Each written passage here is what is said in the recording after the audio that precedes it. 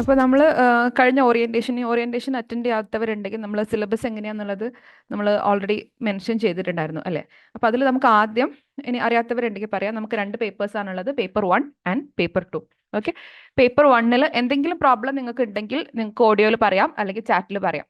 Okay, അപ്പോൾ paper 1 നമുക്ക് ഒരു ഹാഫ് ഓഫ് ദ സിലബസ് അല്ല, I mean paper 1 half, total സിലബസിന്റെ 1/4 പോർഷൻ വരുന്നത് കോർഡേറ്റ നോൺ കോർഡേറ്റയാണ്. അപ്പോൾ നമുക്ക് ഓർഡറിൽ തന്നെ പോകാം സിലബസ്, സോ ദാറ്റ് നിങ്ങൾക്ക് ഒരു കൺഫ്യൂഷന്റെ സ്പേസ് ഉണ്ടാവില്ല, ഓർഡറിൽ തന്നെ പോകാം. ഓക്കെ, അപ്പോൾ ആദ്യം കോർഡേറ്റ നോൺ കോർഡേറ്റ പോർഷൻ ആണുള്ളത്. അത് കഴിഞ്ഞിട്ട് ബാക്കി ഇങ്ങനെ വൺ ആഫ്റ്റർ ദി അതർ വരും. ഓക്കെ, അപ്പോൾ അതിൽ തന്നെ നമുക്ക് ആദ്യത്തെ പോർഷൻ ആണ് ഇന്ന് നോക്കാനുള്ളത്, ദാറ്റ് ഇസ് എ പോർഷൻ ആണ്. ഓക്കെ, അപ്പോൾ അതെന്തൊക്കെയാ നോക്കാം. അതിൽ എല്ലാ ടോപ്പിക്കും നമ്മൾ ഇന്ന് നോക്കുന്നില്ല. ഇതിൽ നമുക്ക് ഒരു 1.5 hourൽ നോക്കാൻ പറ്റുന്ന രീതിയിൽ, ഫിനിഷ് ചെയ്യാൻ പറ്റുന്ന രീതിയിൽ ടോപ്പിക്ക് പിക്ക് ചെയ്തിട്ടാണ് നമ്മളിന്ന് നോക്കുന്നത്. അപ്പോൾ അതിൽ തന്നെ ആദ്യം എന്ന് പറയുന്നത് എന്താ, classification and relationship of various phyla. Okay, up to sub classes. അതായത് നമ്മൾ ഫൈലിനെ കുറച്ച് സബ് ക്ലാസ്സസ് ആക്കി ഡിവൈഡ് ചെയ്യാം. ഇവിടെ സബ് ക്ലാസ് എന്ന് പറയുമ്പോൾ നമ്മൾ ക്ലാസ് മെമാലിയ എന്നൊക്കെ പറയും. അതിൻ്റെ താഴെ ഡിവിഷൻ എന്നൊന്നും അർത്ഥമല്ല, ഒരു ക്ലാസിഫിക്കേഷൻ എന്ന അർത്ഥമുള്ളൂ. അതായത് കുറച്ച് ഗ്രൂപ്പായിട്ട് നമ്മൾ കുറച്ച് ഫൈലുകൾ ഡിവൈഡ് ചെയ്തിട്ടുണ്ട്. ആ ഗ്രൂപ്പ് ആനിമൽസിനെ കുറച്ച് വിഭാഗങ്ങളാക്കി ഡിവൈഡ് ചെയ്തിട്ടുണ്ട്. അതിൻ്റെ ഡീറ്റെയിൽസ് ആണ് നോക്കാനുള്ളത്. അപ്പോൾ നമുക്ക് 3 രീതിയിലാണ് പഠിക്കാനുള്ളത്. ഒന്ന് അസീലോമേറ്റ്, സീലോമേറ്റ്. അതായത് സീലോമിന്റെ പ്രസൻസ് അതെന്താന്ന് പറയും, ടോപ്പിക് ജസ്റ്റ് പറയാണ്. സീലോം അസീലോമേറ്റ് എന്നുള്ളതിന്റെ ഒരു രീതിയിൽ നമുക്ക് ആദ്യം ആനിമൽസിനെ പഠിക്കാനുണ്ട്. അത് കഴിഞ്ഞ് രണ്ടാമത്തെ ഇന്ന് നോക്കാനുള്ള പോർഷൻ എന്ന് പറയുന്നത് പ്രൊട്ടോസ്റ്റോംസ് ആൻഡ് ഡ്യൂട്ടറോസ്റ്റോം എന്ന് പറയുന്ന ഒരു ടോപ്പിക് ഉണ്ട്. പിന്നെ മൂന്നാമത്തെ ടോപ്പിക്കാണ് സിമെട്രി. ഓക്കെ, ഈ സിമെട്രി തന്നെയാണ് ഇവിടെ ബൈലാറ്റേറിയ റേഡിയേറ്റ എന്ന് പറഞ്ഞ് കൊടുത്തിട്ടുള്ളത്. പിന്നെ ഈ സിലബസ് ഫ്രെയിം ചെയ്തതിന് ഇഷ്യൂ ആയതുകൊണ്ട് എന്താണെന്നറിയില്ല, ഇവിടെ കൊടുക്കേണ്ട സിമെട്രി, ഐ മീൻ ഇവിടെ കൊടുക്കേണ്ട സിമെട്രി ലാസ്റ്റിലേക്കാണ് കൊടുത്തിട്ടുള്ളത്. ഓക്കെ, അപ്പോൾ ഇത്രയും 3 ടോപ്പിക്സ് ആണ് നമുക്ക് ഇന്ന് നോക്കാനുള്ളത്. ബാക്കിയുള്ള സ്റ്റേറ്റസ് ഓഫ് പ്രൊട്ടസ്റ്റി, മൊണൈക്കോഫോറ, ഹെമിക്കോഡേറ്റ ഒക്കെ നമുക്ക് നെക്സ്റ്റ് ഓപ്പൺ ക്ലാസ്സിൽ എടുക്കാം. ഓക്കെ, സോ ആദ്യം ഞാൻ മുന്നേ പറഞ്ഞിട്ടുണ്ട്, സുവോളജി പഠിക്കുന്ന സമയത്ത് നമ്മളിങ്ങനെ കാട് കയറി പഠിച്ചു പോകരുത്. നമുക്ക് മാക്സിമം എന്താ ഒരു 20 മാർക്കിന്റെ ക്വസ്റ്റ്യൻ ഉള്ള കണ്ടന്റ് ആവശ്യമുള്ളൂ. കാരണം അതിൻ്റെ അപ്പുറത്തേക്ക് കോംപ്ലിക്കേറ്റഡ് ആയിട്ട് നമുക്ക് കുറേ ഒപ്പീനിയൻ എഴുതാനൊന്നുമില്ല. ഒരു പ്രോപ്പറായിട്ട് ഒരു കണ്ടന്റ് ഉണ്ടെങ്കിൽ അതിന് മാക്സിമം നമ്മൾ പഠിക്കേണ്ടത് ഒരു 20 മാർക്കിന്റെ ക്വസ്റ്റ്യൻ, അതായത് ഒരു 4 പേജ് എഴുതാൻ പറ്റും, 4 സൈഡ് എഴുതാൻ പറ്റുന്ന രീതിയിലാണ് അത്ര കണ്ടന്റ് നമ്മൾ പഠിക്കുക. അപ്പോൾ നമ്മൾ കണ്ടന്റ് നമുക്ക് കൺസെപ്ഷ്യൽ ക്ലാരിറ്റി ഉണ്ടാവാൻ വേണ്ടിയിട്ട് നമ്മൾ കണ്ടന്റ് പഠിച്ചാലും at the end of the day അതൊരു 20 മാർക്കിന്റെ, മാക്സിമം ഒരു 20 മാർക്കിന്റെ, അല്ലെങ്കിൽ ചില ടോപ്പിക്സ് ചെറുതായിരിക്കും, അങ്ങനെയാണെങ്കിൽ ഒരു 10 മാർക്കിന്റെ ക്വസ്റ്റ്യൻ, ഒരു മീഡിയം സൈസ് ടോപ്പിക് ആണെങ്കിൽ ഒരു 15 മാർക്കിന്റെ ക്വസ്റ്റ്യൻ, അങ്ങനെ എഴുതാൻ പറ്റുന്ന രീതിയിൽ വേണം നമ്മൾ പഠിക്കാൻ വേണ്ടിയിട്ട്, അപ്രോച്ച് ചെയ്യാൻ വേണ്ടിയിട്ട്. ഓക്കെ, സോ ഫസ്റ്റ് ടോപ്പിക് എന്ന് പറയുന്നത് ഇതിൽ നമ്മൾ സീലോം അസീലോമേറ്റ് എന്ന ടോപ്പിക്കാണ്. ഓക്കെ, ആദ്യം നമുക്ക് ക്വസ്റ്റ്യൻ നോക്കാം, എന്നിട്ട് ടോപ്പിക്ക് പഠിക്കാം. Okay, so first one is concept of coelom. ഇത് ഡയറക്റ്റ് ആയിട്ട് നമ്മൾ ആനിമൽ കിങ്ഡം അല്ലെങ്കിൽ കോഡറ്റ നോൺ കോഡറ്റ പോർഷൻ നോക്കുന്ന സമയത്ത് അത് കുറച്ച്, ഞാൻ പറഞ്ഞല്ലോ, അത് കുറച്ച് കിടക്കുന്നത് 1/4 ഓഫ് ദ ടോട്ടൽ സിലബസ് കിടക്കുന്നതാണ്. അപ്പോൾ അവിടെ നമുക്ക് ഒരുപാട് റിപ്പീറ്റേഷൻ ക്വസ്റ്റ്യൻസിൽ കാണാൻ പറ്റില്ല. റിപ്പീറ്റേഷൻ ഉണ്ടായിരിക്കും, എന്നാലും ഇപ്പം നമ്മൾ ചെറിയ ടോപ്പിക്സ് നോക്കണം, അതായത് ബയോസ്റ്റാറ്റ്, ബയോ ഇൻസ്ട്രുമെന്റേഷൻ, അങ്ങനത്തെ കുഞ്ഞു കുഞ്ഞു ടോപ്പിക്ക് നോക്കുമ്പോൾ ഒരുപാട് റിപ്പീറ്റേഷൻ, അതായത് എക്സാക്ട്ലി സെയിം ക്വസ്റ്റ്യൻ തന്നെ ആയിരിക്കും ഒരുപാട് തവണ റിപ്പീറ്റ് ചെയ്ത്. ഇവിടെ നമുക്ക് റിപ്പീറ്റേഷൻ കാണാം, എന്നാലും ഒരു 2 തവണ അങ്ങനെയൊക്കെ ആയിരിക്കും റിപ്പീറ്റ് ചെയ്യുന്നുണ്ടാവാം. ഓക്കെ, ഇപ്പോൾ പാസ്റ്റ് 10 ഇയർ ക്വസ്റ്റ്യൻസ് ഇവിടെ കൊടുത്തിട്ടുണ്ട് ഈ ടോപ്പിക്കിലുള്ള. ഫസ്റ്റ് ടോപ്പിക് എന്ന് പറയുന്നത് സീലോം ആണ്. ഓക്കെ, ഇപ്പോൾ 10 മാർക്കിന്റെ ക്വസ്റ്റൻ ആണ്, 2024 ചോദിച്ചിട്ടുണ്ട്. Concept and organisation of coelom എന്താണെന്നുള്ളത്. Okay, then define coelom, general features and examples of asilomate, pseudosilomate and silomate animals. Okay, അപ്പോൾ ആദ്യം സീലോമിന്റെ ടോപ്പിക് നമുക്ക് നോക്കാം. അപ്പം നിങ്ങൾക്ക് ക്ലാസ് ഓപ്പൺ സെഷൻ്റെ നോട്ട് ഞാൻ എല്ലാ നോട്ടും സ്ലൈഡ്സും നിങ്ങൾക്ക് ഷെയർ ചെയ്യും. ബാക്കിയുള്ള നോട്ട്സ് എങ്ങനെ തരാമെന്ന് വെച്ചാൽ, ഒന്ന് സ്ലൈഡ് ഞാനൊരു പാസ്വേഡ് ഇട്ട് നിങ്ങൾക്ക് അത് ഗ്രൂപ്പിൽ ഷെയർ ചെയ്യും, പാസ്വേഡ് പറഞ്ഞു തരും. പിന്നെ പ്രിന്റഡ് നോട്ടും ഉണ്ടായിരിക്കും. അപ്പോൾ ഈ 2 കാര്യങ്ങളും കൂടി ചേർത്ത് വെച്ചിട്ട് വേണം നമ്മൾ പഠിക്കാൻ വേണ്ടിയിട്ട്. ഒന്ന് മാത്രം പഠിച്ചാൽ പോരാ, അതായത് സ്ലൈഡ്സും നോട്ട്സും കോംപ്ലിമെന്റിങ് ഈച്ച് അതർ ആയിരിക്കും. സ്ലൈഡ്സിൽ കൂടുതൽ ഡയഗ്രാംസ് ഒക്കെ ആയിരിക്കും ഉണ്ടാവുക, എക്സ്പ്ലനേറ്ററി പാർട്ടിനേക്കാളും സിമ്പിളായിട്ട് എക്സ്പ്ലെയിൻ ചെയ്യാവുന്ന പോർഷൻസും, അതുപോലെ ടേബിൾ ആക്കാവുന്നതും, നിങ്ങൾക്ക് കുറേ എഴുതേണ്ടി വരാത്ത, നിങ്ങൾക്ക് വേണമെങ്കിൽ സ്വന്തമായിട്ട് നോട്ട് ആക്കുകയാണെങ്കിലും വലിയ ബുദ്ധിമുട്ടില്ലാത്ത രീതിയിലുള്ള കാര്യങ്ങളായിരിക്കും സ്ലൈഡിൽ ഉണ്ടാവുക. എന്തായാലും ഡയഗ്രാംസ് ഞാൻ പറഞ്ഞല്ലോ ഫസ്റ്റ് ക്ലാസ്, ഇപ്പോൾ ഇന്നത്തെ ക്ലാസ്സിൽ നിങ്ങൾക്ക് കുറച്ച് ഡയഗ്രാംസ് കിട്ടും എന്തായാലും പഠിക്കാനുള്ള, അത് ഇന്ന് തന്നെ ഒരു നോട്ടിലേക്ക് മാറ്റി വരയ്ക്കാം. ഓക്കെ, അതുപോലെ കുറച്ച് ടേംസ് ചിലപ്പോൾ ഫെമിലർ അല്ലാത്തതുണ്ടെങ്കിൽ ഉണ്ടാകും, എന്തായാലും കുറച്ച് ടേംസ് ഫെമിലർ അല്ലാത്തതുണ്ടായിരിക്കും. അപ്പോൾ അതെന്ത് ചെയ്യാൻ, ഒരു നോട്ടിലേക്ക് മാറ്റി വരയ്ക്കുക. അപ്പോൾ ആ ടേംസിനോട് ഇവഞ്ച്വലി ഒന്ന് ഫെമിലർ ആയിട്ട് മാറും. ഓക്കെ, അപ്പോൾ ഞാൻ പറഞ്ഞു രണ്ടും കൂടി കോംപ്ലിമെന്റ് ചെയ്ത് വേണം പഠിക്കാൻ. റൈറ്റ്, അപ്പോൾ ആദ്യം സീലോം എന്ന് പറഞ്ഞാൽ എന്താ? നമ്മൾ സുവോളജി പഠിക്കേണ്ട സമയത്ത് ശ്രദ്ധിക്കേണ്ടത്, സുവോളജി ഒരിക്കലും ഒരു ബൈഹാർട്ട് പഠിക്കേണ്ട സബ്ജക്റ്റ് അല്ല. ഇവിടെ നമ്മൾ എന്ത് ചെയ്യണം, ഓരോ ടേംസ് പഠിക്കുമ്പോഴും, ടേംസ് ആയിരിക്കും പലപ്പോഴും നിങ്ങൾക്ക് ഫെമിലർ അല്ലാത്തൊരു കാര്യങ്ങൾ ഉണ്ടാവുക. ടേംസിന്റെ എറ്റിമോളജി, അതായത് മീനിങ് എങ്ങനെ വന്നു എന്ന് മനസ്സിലാക്കി കഴിഞ്ഞാൽ കുറേ കൺസെപ്റ്റ് നമുക്ക് അതിൽ നിന്ന് തന്നെ കിട്ടും. അതിൻ്റെ അർത്ഥം, ആ വേർഡ് എന്തുകൊണ്ടാണ് അങ്ങനെ നമ്മൾ ഫ്രെയിം ചെയ്യാനുള്ള കാരണം എന്ന് നോക്കിക്കഴിഞ്ഞാൽ തന്നെ കുറേ കൺസെപ്റ്റ് അതിൻ്റെ കൂടെ തന്നെ നമുക്ക് കിട്ടും. അപ്പം അങ്ങനെ വേണം നമ്മൾ ഓരോ ടോപ്പിക്ക് പഠിക്കുമ്പോൾ നിങ്ങൾ ആ രീതി ചിന്തിക്കണം. ഇതിന് എന്തുകൊണ്ടാണ് നമ്മൾ വെറുതെ സയൻറ്റിസ്റ്റുകൾ ഇങ്ങനെ ഒരു പേര് കൊടുക്കില്ലല്ലോ, അല്ലെങ്കിൽ അതിനൊരു കൺവെൻഷൻ ഉണ്ടാവും. അപ്പോൾ എന്തുകൊണ്ടാണ് ഇങ്ങനെ പേര് വരാൻ കാരണം എന്ന് ലോജിക്കലി നമുക്ക് ആലോചിക്കുമ്പോൾ അതിനൊരു മീനിങ് ഉണ്ടായിരിക്കും. ഓക്കെ, സിമിലർലി സീലോം എന്ന് പറഞ്ഞാൽ ഒരു ക്യാവിറ്റി, ഒരു സ്പേസ്, ഒരു സാക്ക് എന്നൊക്കെ അർത്ഥമാണ്. ഓക്കെ, സീലോം എന്ന് പറഞ്ഞാൽ നമ്മുടെ ബോഡിക്ക് അകത്തുള്ള ഒരു ഫ്ലൂയിഡ് ഫിൽഡ് ബോഡി ക്യാവിറ്റിയാണ്. വെറുതെ ഫ്ലൂയിഡ് ഫിൽഡ് ബോഡി ക്യാവിറ്റി ആണോ? അല്ല. ഇവിടെ ഇമ്പോർട്ടൻ്റ് ആയിട്ടുള്ള ഒരു ആസ്പെക്ട് ഉണ്ട്. And this is lined with mesodermal tissue. Okay, അതായത് മീസോഡെർമൽ ടിഷ്യൂ കൊണ്ട് ലൈൻ ചെയ്യപ്പെട്ടിട്ടുള്ള ഒരു ക്യാവിറ്റീനെ നമ്മൾ സീലോം എന്ന് വിളിക്കാം. അപ്പോൾ എന്താണ് ഈ മീസോഡെർമൽ ടിഷ്യൂ? ജസ്റ്റ് ഞാനൊരു ഐഡിയ വരാം. ഇത് നിങ്ങൾക്ക് ഈ ടോപ്പിക് എഴുതുന്ന സമയത്ത് ഇങ്ങനെയൊന്നും എഴുതേണ്ട ആവശ്യമില്ല, മനസ്സിലാക്കാൻ വേണ്ടി പറഞ്ഞേ ഉള്ളൂ. എംബ്രിയോജെനസിസ് നടക്കുന്ന സമയത്ത്, അതായത് ഫെർട്ടിലൈസേഷൻ നടന്നു, സൈഗോട്ട് ഉണ്ടായി, സൈഗോട്ട് നിന്ന് ഇങ്ങനെ 4 സെൽഡ് സ്റ്റേജ് ഒക്കെ ഉണ്ടായി, 8 സെൽഡ് സ്റ്റേജ് ഒക്കെ ആയി, ഇങ്ങനെ സൈഗോട്ട് ഇങ്ങനെ വളർന്നുകൊണ്ടിരിക്കുകയാണ്. ഓക്കെ, അപ്പോൾ ആദ്യത്തെ ഫേസിനെ നമ്മൾ വിളിക്കുന്ന പേരാണ് ബ്ലാസ്റ്റുല.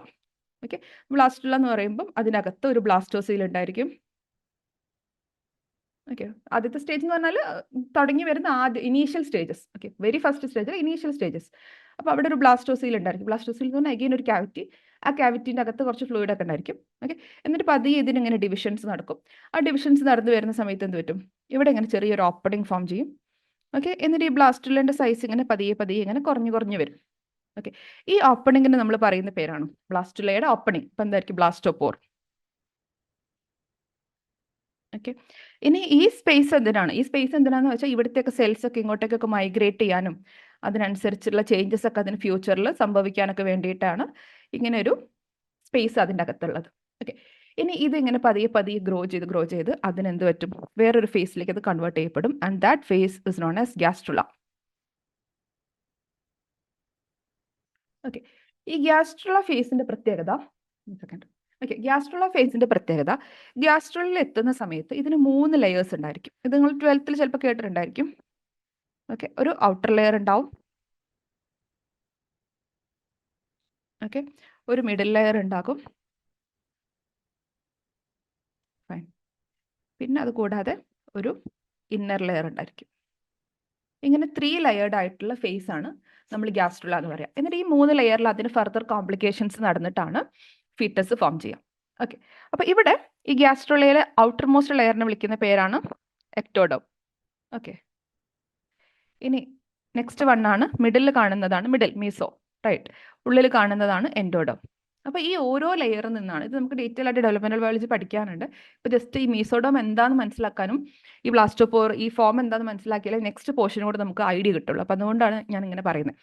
അപ്പോൾ എക്ടോഡോം എന്ന് പറയുന്ന ഈ ഔട്ടർ മോസ്റ്റ് ലെയർ എന്നാണ് ആര് ഫോം ചെയ്യുക? നമ്മുടെ ബോഡിക്ക് ആവശ്യമുള്ള സ്കിന്ന്, അതുപോലെ നെർവസ് സിസ്റ്റം ഒക്കെ ഫോം ചെയ്ത് വരിക. ഔട്ടർ മോസ്റ്റ് ആയിട്ടുള്ള കാര്യങ്ങളൊക്കെ ഫോം ചെയ്ത് വരിക.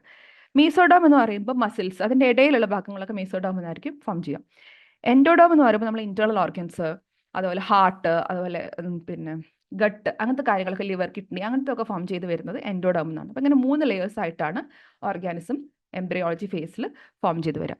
അപ്പം നമ്മൾ പഠിക്കാൻ പോകേണ്ടത് എന്താ? സീലോമാണ്. അപ്പോൾ സീലോം നമ്മൾ പറഞ്ഞു എന്താ? സീലോം എന്ന് പറയുമ്പോൾ നമ്മുടെ ബോഡിക്കകത്ത് അതായത് എംബ്രിയോജെനസിന്റെ സമയത്ത് ഫോം ചെയ്ത് വരുന്ന ഒരു ഫ്ലൂയിഡ് ഫിൽഡ് ആയിട്ടുള്ള ബോഡി ക്യാവിറ്റിയാണ്. That is lined with this mesoderm. Okay, ഈ മീസോഡോമിന്റെ ലൈനിങ് ഉണ്ടായിരിക്കും. അപ്പോൾ എങ്ങനെയായിരിക്കും? സീലോം ഇങ്ങനെ എടുക്കുകയാണെങ്കിൽ ആ സീലോമിന്റെ ചുറ്റും ഓക്കെ 2 സൈഡായിട്ട് ഇങ്ങനെ മീസോഡോമിന്റെ ഒരു ലൈനിങ് ഉണ്ടായിരിക്കും. ഓക്കെ, ഇനി സീലോം അഡൾട്ട് ആകുമ്പോഴും ഉണ്ടാവോ? യെസ്, അഡൾട്ട് ആകും. സീലോം എന്ന് പറഞ്ഞാൽ ഫണ്ടമെന്റലി ഫോം ചെയ്യുന്നത് എംബ്രിയോയുടെ സമയത്താണെങ്കിലും അഡൾട്ട് ആകുമ്പോൾ, ഇവിടെ നമ്മൾ പറയുന്ന ഈ ബ്ലാസ്റ്റോസീൽ കുറച്ച് കഴിയുമ്പോൾ ഇല്ലാണ്ടാവും. ഓക്കെ, ഇവിടെ നമ്മൾ ബ്ലാസ്റ്റോസീൽ കാണിക്കുന്നില്ല അല്ലേ, പക്ഷെ ഇവിടെ കാണിക്കുന്നുണ്ട്. പക്ഷെ സീലോം എന്ത് ചെയ്യും? അഡൾട്ട് ആകുമ്പോഴും നിലനിൽക്കും. ഈ സീലോം എന്ന് പറയുന്നതാണ് ബേസിക്കലി നമ്മുടെ ബോഡിക്ക് അകത്തുള്ള സ്പേസ്. ആ സ്പേസിലാണ് എന്തൊക്കെയുള്ളത്? നമ്മുടെ ബോഡി ഓർഗൻസ് ഒക്കെ ഉള്ളത്, അല്ലെങ്കിൽ കിഡ്നി, ഹാർട്ട് എല്ലാം പ്ലേസ് ചെയ്തിരിക്കുന്നത് ആ ഒരു സ്പേസിലാണ്, ഒരു ക്യാവിറ്റിയിലാണ്. അപ്പോൾ ആ ക്യാവിറ്റീനാണ് നമ്മൾ സീലോം എന്ന് വിളിക്കുക. അപ്പോൾ അത് ഫോം ചെയ്യുന്നത് എംബ്രിയോജെനസിന്റെ സമയത്താണ്. And that is lined with mesodermal tissue. അപ്പോൾ ഈ 2 ആസ്പെക്ട് ആണ് ഏറ്റവും ഇമ്പോർട്ടൻ്റ് ആയിട്ടുള്ളത്. ഒന്ന് ഫ്ലൂയിഡ് ഫിൽഡ് ആണ്, രണ്ടാമത്തത് ലൈൻഡ് വിത്ത് മീസോഡെർമൽ ടിഷ്യൂ. ഈ മീസോഡെർമൽ ടിഷ്യൂയുടെ ലൈനിങ് വരുന്നതാണ് സീലോമിനെ ബ്ലാസ്റ്റോസീലുമായിട്ടുള്ള ഡിഫറൻസ് വരുത്തുന്നത്. ബ്ലാസ്റ്റോസീൽ എന്ന് പറയുമ്പോൾ അവിടെ ബ്ലാസ്റ്റുല സ്റ്റേജിലുള്ളതാണ്, അവിടെ മീസോഡോം ഒന്നും വരുന്നില്ല. പക്ഷെ അത് കഴിഞ്ഞ് കുറച്ച് കഴിയുമ്പോഴാണ് മീസോഡോം ഒക്കെ വരുന്നത്. അപ്പോൾ പതിയെ സീലോം ഇങ്ങനെ ഉണ്ടായി വന്നു തുടങ്ങും. അതായത് ഇപ്പോൾ ഇവിടെ നമ്മൾ ഗ്യാസ്ട്രുല ഫേസ് പറഞ്ഞല്ലോ, ഇവിടെ ഇതിൻ്റെ അകത്ത് ഇങ്ങനെ പതിയെ ഒരു സീലോം ഇങ്ങനെ ഉണ്ടായി വരിക ചെയ്യാം. എന്നിട്ട് ആ സീലോമിൻ്റെ ആ സ്പേസിലാണ് നമ്മുടെ ഓർഗൻസ് ഒക്കെ ഇങ്ങനെ ഇതിൻ്റെ അകത്ത് ഇങ്ങനെ പതിയെ ഓർഗൻസ് ഒക്കെ ഫോം ചെയ്ത് വരും. Okay, so that is the idea regarding coelom. അപ്പോൾ എങ്ങനെയൊക്കെയാണ്, അപ്പോൾ സീലോം എന്താണെന്ന് നമുക്ക് മനസ്സിലായി. ഇനി സീലോമിൻ്റെ ബേസിസിൽ, അതായത് ടൈപ്പ് ഓഫ് സീലോമിൻ്റെ ബേസിസിൽ നമ്മൾ ഓർഗാനിസംസിനെ പല ക്ലാസിഫിക്കേഷനായിട്ട് ഡിവൈഡ് ചെയ്തിട്ടുണ്ട്, പല ഗ്രൂപ്പ്സ് ആക്കി ഡിവൈഡ് ചെയ്തിട്ടുണ്ട്. ഓക്കെ, സീലോമിൻ്റെ ഫംഗ്ഷൻ എന്താ? Serves various functions including providing space four organ development. അല്ലെ, ആ സ്പേസ് പ്രൊവൈഡ് ചെയ്യുക, ഓർഗൻ മൂവ്മെന്റിന് ഹെൽപ്പ് ചെയ്യുക, നമ്മുടെ ബോഡിക്ക് വേണ്ട ഹൈഡ്രോസ്റ്റാറ്റിക് സ്കെൽട്ടൺ ആയിട്ട് ആക്ട് ചെയ്യുക, സർക്കുലേഷൻ, ന്യൂട്രിയൻ, വേസ്റ്റ് പ്രൊഡക്ട്സ് എല്ലാം നമ്മൾ ബ്ലഡൊക്കെ ഫ്ലോ ചെയ്യുന്നത് ആ ഒരു സ്പേസിലൂടെയാണ്. ഓക്കെ, അപ്പോൾ അതാണ് സീലോം എന്ന് പറയുന്നത്. ഇനി സീലോമിനെ ബേസ് ആക്കിയിട്ട് നമ്മൾ ഓർഗാനിസത്തിനെ ക്ലാസിഫൈ ചെയ്യാണ്. അതിൽ ഫസ്റ്റ് വണ്ണാണ് അസീലോമേറ്റ്. അസീലോമേറ്റ് എന്ന് പറഞ്ഞത് എസീലോമേറ്റ്, സീലോം ഇല്ല. അപ്പോൾ ട്രൂ സീലോം ഇല്ലാത്ത ഓർഗാനിസംസിനെയാണ് നമ്മൾ അസീലോമേറ്റ് എന്ന് പറയാം. ഓക്കെ, അപ്പോൾ നമ്മൾ മനസ്സിലാക്കേണ്ട ഒരു കാര്യം, ഈ സീലോമിന്റെ ക്ലാസിഫിക്കേഷൻ തുടങ്ങുന്നത് എവിടെ വെച്ചിട്ടാണ്? Triploblastic organisms തൊട്ടിട്ടാണ്. ഓക്കെ, ഇത് നിങ്ങൾ ചിലപ്പോൾ പ്ലസ് ടുവിൽ പഠിച്ചിട്ടുണ്ടായിരിക്കും. ഓർഗാനിസംസിനെ നമുക്ക് രണ്ടാക്കി തിരിക്കാൻ പറ്റും. ഒന്ന് diploblastic and another one is triploblastic. Diplo എന്ന് പറഞ്ഞാൽ നമ്മളിപ്പോൾ 3 ലെയേഴ്സ് പഠിച്ചല്ലോ, എക്ടോ, മീസോ, എൻഡോ. അതിൽ 2 ലെയേഴ്സ്, അതായത് എൻഡോയും എക്ടോയും മാത്രമുള്ളെങ്കിൽ അതിനെ നമ്മൾ ഡിപ്ലോബ്ലാസ്റ്റിക് എന്ന് വിളിക്കും. അതേസമയം 3 ലെയേഴ്സും ഉള്ള ഓർഗാനിസംസിനെ നമ്മൾ ട്രിപ്ലോബ്ലാസ്റ്റിക് എന്ന് വിളിക്കും. അപ്പോൾ ട്രിപ്ലോബ്ലാസ്റ്റിക് ലെയർ ലെവൽ തുടങ്ങുന്നത് എവിടെ വെച്ചിട്ടാണ്? ഫ്ലാറ്റ് വേംസ് എന്ന ഫൈലം, അല്ലെങ്കിൽ ഫൈലം പ്ലാറ്റി ഹെലിമിന്തസ് വെച്ചിട്ടാണ്. ഓക്കെ, അപ്പോൾ അതിൻ്റെ മുന്നേ ഉണ്ടായിരുന്ന ഗ്രൂപ്പുകളുണ്ട്, അതായത് ഒന്ന് നിഡേരിയ, ടിനോഫോറ. ഈ 2 ഗ്രൂപ്പുകൾ എവിടെയാണ് വരുന്നത്? ഡിപ്ലോബ്ലാസ്റ്റിക്കിലാണ് വരുന്നത്. അതിൻ്റെയും മുന്നേ ഉണ്ടായിരുന്ന ഗ്രൂപ്പാണ് പോരിഫറ.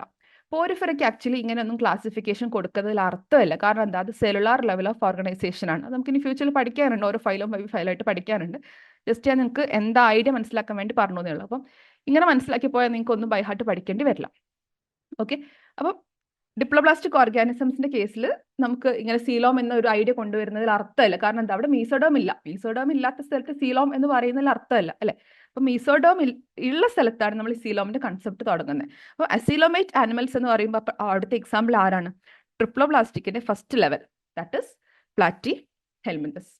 ഓക്കെ, സോ ഇവിടെ എന്താണ്? ഒരു ട്രൂ സീലോം ഉണ്ടായിരിക്കില്ല, ലാക്ക് ഓഫ് ട്രൂ സീലോം ആയിരിക്കും. ആ സീലോമിന് പകരം എന്താണ്? ആ സ്പേസ് ഇങ്ങനെ ജസ്റ്റ് ഇപ്പൊ ഇവിടെ നിങ്ങൾക്ക് നോക്കിയാൽ കാണാം, കണ്ടോ?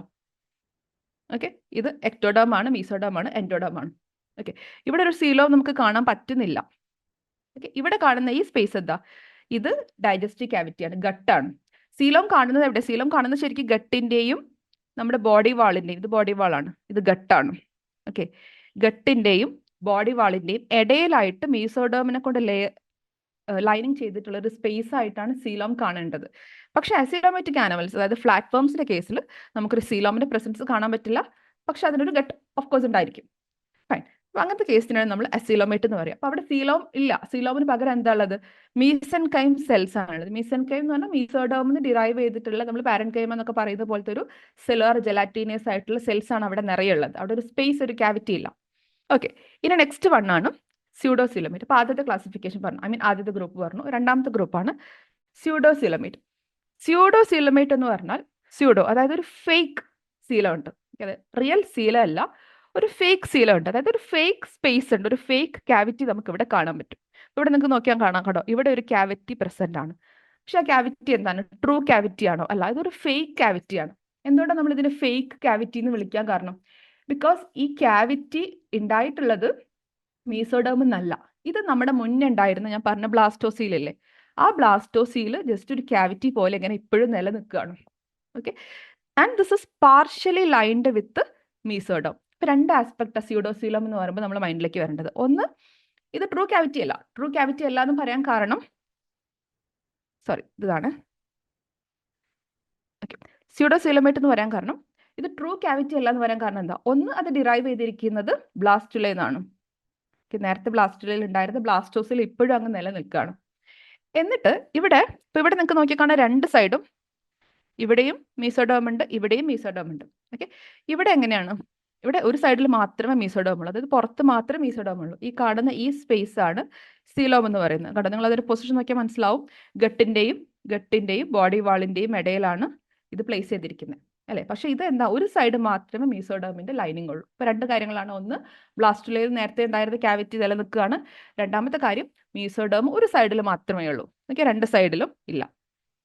അതാണ് സ്യൂഡോസീലോം എന്ന് പറയുന്ന ഗ്രൂപ്പ്. ഓക്കെ, അപ്പോൾ അവിടുത്തെ എക്സാമ്പിൾ ഏതാ?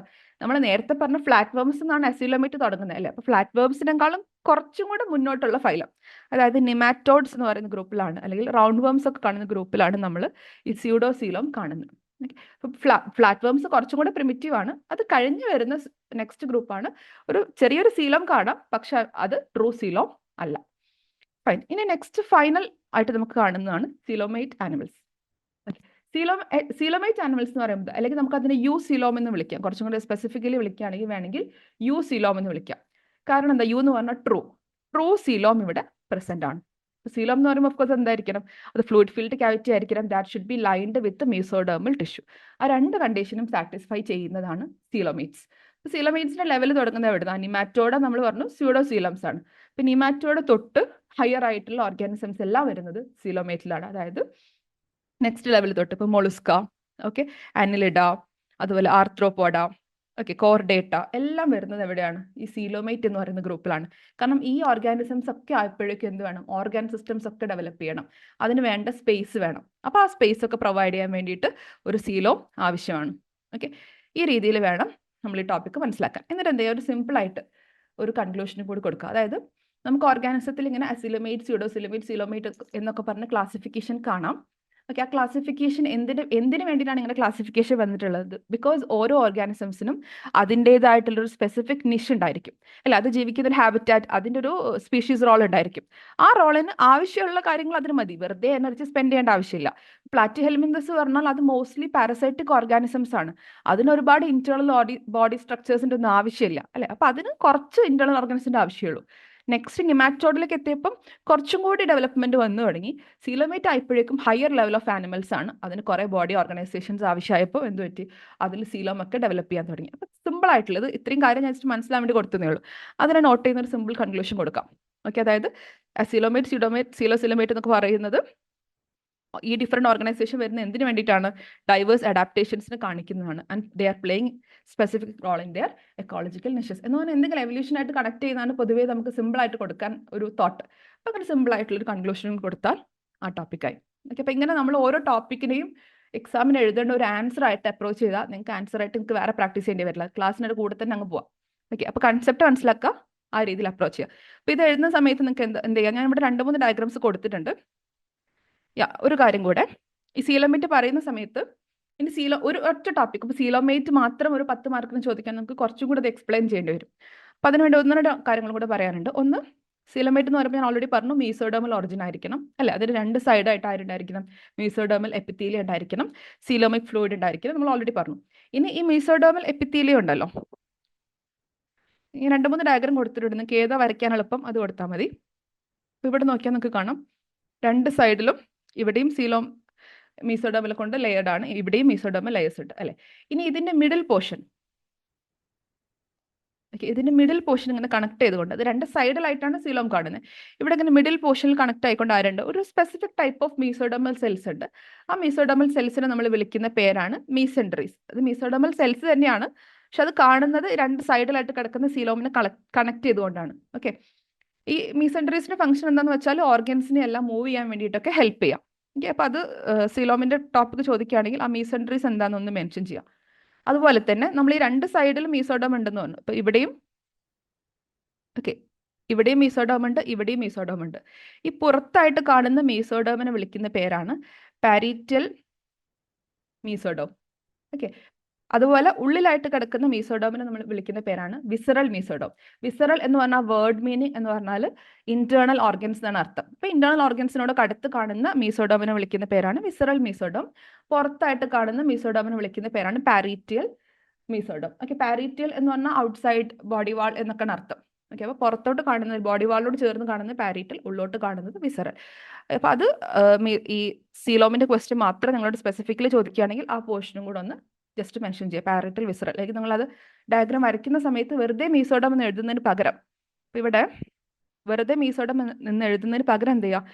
പാരീറ്റൽ മീസോഡോം, ഇവിടെ വിസറൽ മീസോഡോം എന്ന് കൂടെ ഒന്ന് മെൻഷൻ ചെയ്താൽ കുറച്ചും കൂടെ സ്പെസിഫിക് ആവും ആൻസർ. ഓക്കെ, അതുപോലെ മീസെൻട്രി എന്നും കൂടി കൊടുത്താൽ നമ്മൾ സയന്റിഫിക്കലി നമ്മൾ വാലിഡേറ്റ് ചെയ്യുന്ന പോലെയാവും. അപ്പോൾ അത് കുറച്ചും കൂടെ ആൻസർ വൃത്തിയാവും. ഓക്കെ, അതുപോലെ ഡയഗ്രാംസ് കൊടുക്കുന്നതിന് കൂട്ടത്തിൽ നമുക്ക് എന്ത് ചെയ്യാം? ഈ 3 ഡയഗ്രാംസ് നിർബന്ധമായിട്ടും കൊടുക്കണം. ഇത് സിമ്പിൾ അല്ലേ വരയ്ക്കും. കൺസെപ്റ്റ് മനസ്സിലാക്കി കഴിഞ്ഞാൽ നിങ്ങൾക്ക് ഡയഗ്രാംസ് എളുപ്പമായിരിക്കും. ഇത് കൊടുത്തു കഴിഞ്ഞാൽ അതിൻ്റെ കൂടെ നമുക്ക് വേണമെങ്കിൽ എന്ത് കൂടെ കൊടുക്കാം, ഏത് ഓർഗാനിസം ജസ്റ്റ് ഒന്ന് ഡയഗ്രാം വരച്ച് കാണിക്കാം. ഇത് വരയ്ക്കാൻ വലിയ ബുദ്ധിമുട്ടുള്ള ഡയഗ്രാം അല്ലല്ലോ, ജസ്റ്റ് ഒരു ഫ്ലാറ്റ് ഫോമിനെ കാണിക്കാം, ഒരു സീലമേറ്റ് ആനിമൽ എന്തെങ്കിലും എളുപ്പമുള്ള ഒരു അനിലിഡോ അല്ലെങ്കിൽ ഒരു ടോട്ടോയ്സോ ഒരു മാന്, ജസ്റ്റ് ഒരു ഔട്ടർ ഒരു മാൻ്റെ സ്ട്രക്ചർ എന്ത് വേണമെങ്കിൽ നമുക്ക് വരയ്ക്കാം. സ്യൂഡോ സിലമേറ്റ് ആയിട്ട് ഒരു നിമാറ്റോഡിൻ്റെ സ്ട്രക്ചറും കൊടുക്കാം. ഇത് ക്രോസ് സെക്ഷൻ കാണിച്ചു എന്നേ ഉള്ളൂ, ഇങ്ങനെ കൊടുക്കണം എന്നില്ല, മനസ്സിലാക്കാൻ വേണ്ടി ഒരു ക്രോസ് സെക്ഷൻ ഡയഗ്രാം കൂടി കൊടുത്തു എന്നേ ഉള്ളൂ. Okay, that is A topic regarding coelomate. ഇത് ക്ലിയർ ആണോ? സീലോം ടോപ്പിക് ഓക്കെ ആണോ? അങ്ങനെയാണെങ്കിൽ നെക്സ്റ്റ് ടോപ്പിക്കിലേക്ക് പോകാം. അപ്പോൾ ഇനി രണ്ടാമത്തെ നമുക്ക് ടോപ്പിക്കാണ് രണ്ടാമത്തെ ഗ്രൂപ്പ്, അതായത് ആനിമൽസിനെ നമ്മൾ ഓരോ ഗ്രൂപ്പായി തിരിച്ചു എന്ന് പറഞ്ഞു. അപ്പോൾ സീലോമിൻ്റെ അടിസ്ഥാനത്തിലുള്ള ക്ലാസിഫിക്കേഷൻ നമ്മൾ പഠിച്ചു. രണ്ടാമത്തെ ഗ്രൂപ്പായിട്ട് തിരിക്കുന്നതാണ് പ്രോട്ടോസ്റ്റോംസ് ആൻഡ് ഡ്യൂട്ടറിയോസ്റ്റോംസ്. ഓക്കെ, അപ്പോൾ പ്രോട്ടോസ്റ്റോംസ് ഡ്യൂട്ടറിയോസ്റ്റോംസ് എന്ന് പറയുന്നത് എംബ്രിയോളജിക്കൽ ഡെവലപ്മെന്റിന്റെ സമയത്ത് ഉണ്ടാവുന്ന കുറച്ച് കാര്യങ്ങൾ കൺസിഡർ ചെയ്തിട്ട് നമ്മൾ ഓർഗാനിസത്തെ വീണ്ടും രണ്ട് ഗ്രൂപ്പാക്കി തിരിക്കുകയാണ്. Okay, that is protostomes and deuterostomes. അപ്പോൾ ഇവിടെ എന്താ ക്വസ്റ്റ്യൻ ചോദിച്ചിട്ടുള്ളത്? Okay, write notes on the following in 150 words protostomes and deuterostomes. 10 മാർക്കിന്റെ ക്വസ്റ്റ്യൻ ആയിട്ടാണ് ചോദിച്ചിട്ടുള്ളത്. ഇപ്പം അതെന്താ നോക്കാം. ഇത് വേണമെങ്കിൽ ഒരു 20 മാർക്കിന് ചോദിക്കാനുള്ള കണ്ടന്റും പ്രോട്ടോസ്റ്റോം ഡ്യൂട്ടറിയോസ്റ്റോംസിലുണ്ട്. നമ്മളടുത്തൊരു 10 മാർക്കിനെ ചോദിച്ചിട്ടുള്ളൂ. വേണമെങ്കിൽ അതിൻ്റെ കൂടെ അതിൻ്റെ ഉള്ളിൽ കിടക്കുന്ന കുറച്ച് ക്ലീവേജ് പോർഷൻസ് ഒക്കെ ഉണ്ട്. അപ്പോൾ അത് ഡീറ്റെയിൽ ആയിട്ട് വേണമെങ്കിൽ നമുക്കൊരു 20 മാർക്കിനും എക്സ്പെക്ട് ചെയ്യാം. കാരണം UPSC ഇപ്പോൾ ഒരു പുതിയ രീതി എന്ന് പറയുന്നത് ഇങ്ങനെ അത് സിലബസിൽ പറയുന്ന എന്നാൽ ഒളിഞ്ഞു കിടക്കുന്ന ഭാഗങ്ങൾ എക്സ്പ്ലോർ ചെയ്യുന്നതായിട്ട് പുതിയതായിട്ട് കാണാം. സിലബസിൽ പറഞ്ഞതുകൊണ്ട് നമ്മൾ പഠിക്കാൻ ബാധ്യസ്ഥരാണല്ലോ. അപ്പോൾ അനുഷ കഴിഞ്ഞ ക്ലാസ്സിൽ പറഞ്ഞു പ്രോൺ കൾച്ചർ അല്ലെങ്കിൽ ഹാർട്ട് ഡെവലപ്മെന്റ് പഠിച്ചിട്ടുണ്ടായിരുന്നില്ല, പക്ഷേ സിലബസിലുണ്ട്. അപ്പോൾ അങ്ങനെ വേണമെങ്കിൽ ചോദിക്കാവുന്നതാണ്. അപ്പോൾ പ്രോട്ടോസ്റ്റോംസ് ഡ്യൂട്ടറിയോസ്റ്റോംസ് എന്താണെന്നുള്ളത് നോക്കാം. സോ പ്രോട്ടോസ്റ്റോം ഡ്യൂട്ടറിയോസ്റ്റോംസ് എന്ന് പറയുന്നത് ഞാൻ ഓൾറെഡി പറഞ്ഞു എന്താണ്, എംബ്രിയോളജിക്കൽ ഡെവലപ്മെന്റിന്റെ സമയത്ത് ഓർഗാനിസം എങ്ങനെ ഡെവലപ്പ് ചെയ്യുന്നു, ഓർഗാനിസത്തിന്റെ എംബ്രിയോളജിക്കൽ സെൽസിന്റെ ഡിവിഷൻ എങ്ങനെ നടക്കുന്നു, സെൽസിന്റെ ഫേറ്റ് എങ്ങനെ സംഭവിക്കുന്നു എന്നൊരു അടിസ്ഥാനത്തിൽ നമ്മൾ രണ്ടാക്കി തിരിച്ചിരിക്കുകയാണ്. ഓക്കെ, അപ്പോൾ ഇവിടെ നമ്മൾ 3 ആസ്പെക്റ്റ് ആണ് പ്രധാനമായിട്ട് നോക്കുന്നത്. ഓക്കെ, ആദ്യം ഈ വാക്കിന്റെ മീനിങ് നോക്കാം, പ്രോട്ടോസ്റ്റോം ആൻഡ് ഡ്യൂട്ടറിയോസ്റ്റോം. ഓക്കെ, സ്റ്റോം എന്ന് പറഞ്ഞാൽ സ്റ്റോമ എന്ന് പറഞ്ഞാൽ സ്റ്റൊമാറ്റ എന്നൊക്കെ പറഞ്ഞാൽ എന്താ? സ്റ്റൊമാറ്റ എന്ന് പറയുമ്പോൾ ലീഫിന്റെ മൗത്ത്, അതായത് മൗത്ത് എന്നാണ് ഈ സ്റ്റോം എന്ന വാക്കിന്റെ അർത്ഥം. സ്റ്റോമ എന്ന് പറഞ്ഞാൽ മൗത്ത് എന്നാണ് ഗ്രീക്കിൽ അർത്ഥം. അപ്പോൾ പ്രോട്ടോസ്റ്റോമ എന്ന് പറഞ്ഞാൽ എന്താ? പ്രോട്ടോസ്റ്റോമ ആദ്യം മൗത്ത് ഉണ്ടായി. ഡ്യൂട്ടറിയോസ്റ്റോമ എന്ന് പറഞ്ഞാൽ രണ്ടാമതായിട്ട് മൗത്ത് ഉണ്ടായി. ഓക്കെ, അപ്പൊ അതിൽ തന്നെ അതിന് മീനിങ് വന്നു കഴിഞ്ഞു. അതായത് എന്താന്നുള്ള കണ്ടന്റ് ആ പേരിൽ തന്നെ ഉണ്ട്. ഒരു ഓർഗാനിസം ഡെവലപ്പ് ചെയ്യുന്ന സമയത്ത് ആദ്യമായിട്ട് മൗത്താണ് ഉണ്ടാവുന്നതെങ്കിൽ അതിനെ നമ്മൾ പ്രോട്ടോസ്റ്റോം എന്ന് വിളിക്കും. രണ്ടാമതായിട്ടാണ് മൗത്ത് ഉണ്ടാവുന്നതെങ്കിൽ നമ്മൾ അതിനെ ആദ്യമായിട്ട് മൗത്ത് ഉണ്ടാവുന്ന പ്രോട്ടോസ്റ്റോം എന്നും രണ്ടാമതായിട്ടാണ് മൗത്ത് ഉണ്ടാവുന്നതെങ്കിൽ നമ്മൾ അതിനെ ഡ്യൂട്ടറിയോസ്റ്റോം എന്ന് വിളിക്കും. ഓക്കെ, ഇങ്ങനെയാണ് ആ പേരിന്റെ ഒറിജിൻ. അപ്പോൾ അതേപോലെ പേരിന്റെ ഒറിജിൻ മനസ്സിലാക്കി വെച്ചാൽ കുറേ കാര്യങ്ങൾ അതൊന്നും കിട്ടും. ചിലത് അങ്ങനെ അല്ലാത്ത പേരുകൾ ഉണ്ടാവും, എന്നാലും ഈ ഒരു തോട്ട് നമ്മൾ എപ്പോഴും ശ്രദ്ധിക്കാം. ഓക്കെ, അപ്പോൾ ആദ്യം എന്തടിസ്ഥാനത്തിലാണ് ഈ ഡിവിഷൻ ഈ ക്ലാസിഫിക്കേഷൻ വരുന്നത്? 3 കാര്യങ്ങളാണ് നമ്മൾ ശ്രദ്ധിക്കുന്നത്. ഒന്നാമത്തെ കാര്യം എന്ന് പറയുന്നത് ഈ ഗ്രൂപ്പിന്റെ ഈ ഓർഗാനിസംസിന്റെ സീലോം ഫോർമേഷൻ എങ്ങനെ ഒക്കൂർ ചെയ്യുന്നു. ഇപ്പൊ നമ്മൾ സീലോം എന്താന്ന് പഠിച്ചു, സീലോം എങ്ങനെ ഫോം ചെയ്യുന്നു. ഓക്കെ, സീലോമിന്റെ ഫോർമേഷൻ അതിന്റെ എംബ്രിയോളജിക്കൽ ഫേസിൽ എങ്ങനെ ഉണ്ടാകുന്നു എന്നുള്ള ഒരു തോട്ട്. അതുപോലെ തന്നെ വേറൊരു കാര്യമാണ് ക്ലീവേജ്. ക്ലീവേജ് എന്ന് പറഞ്ഞാൽ എന്താ? സെൽസ് ഡിവൈഡ് ചെയ്യുന്നത്.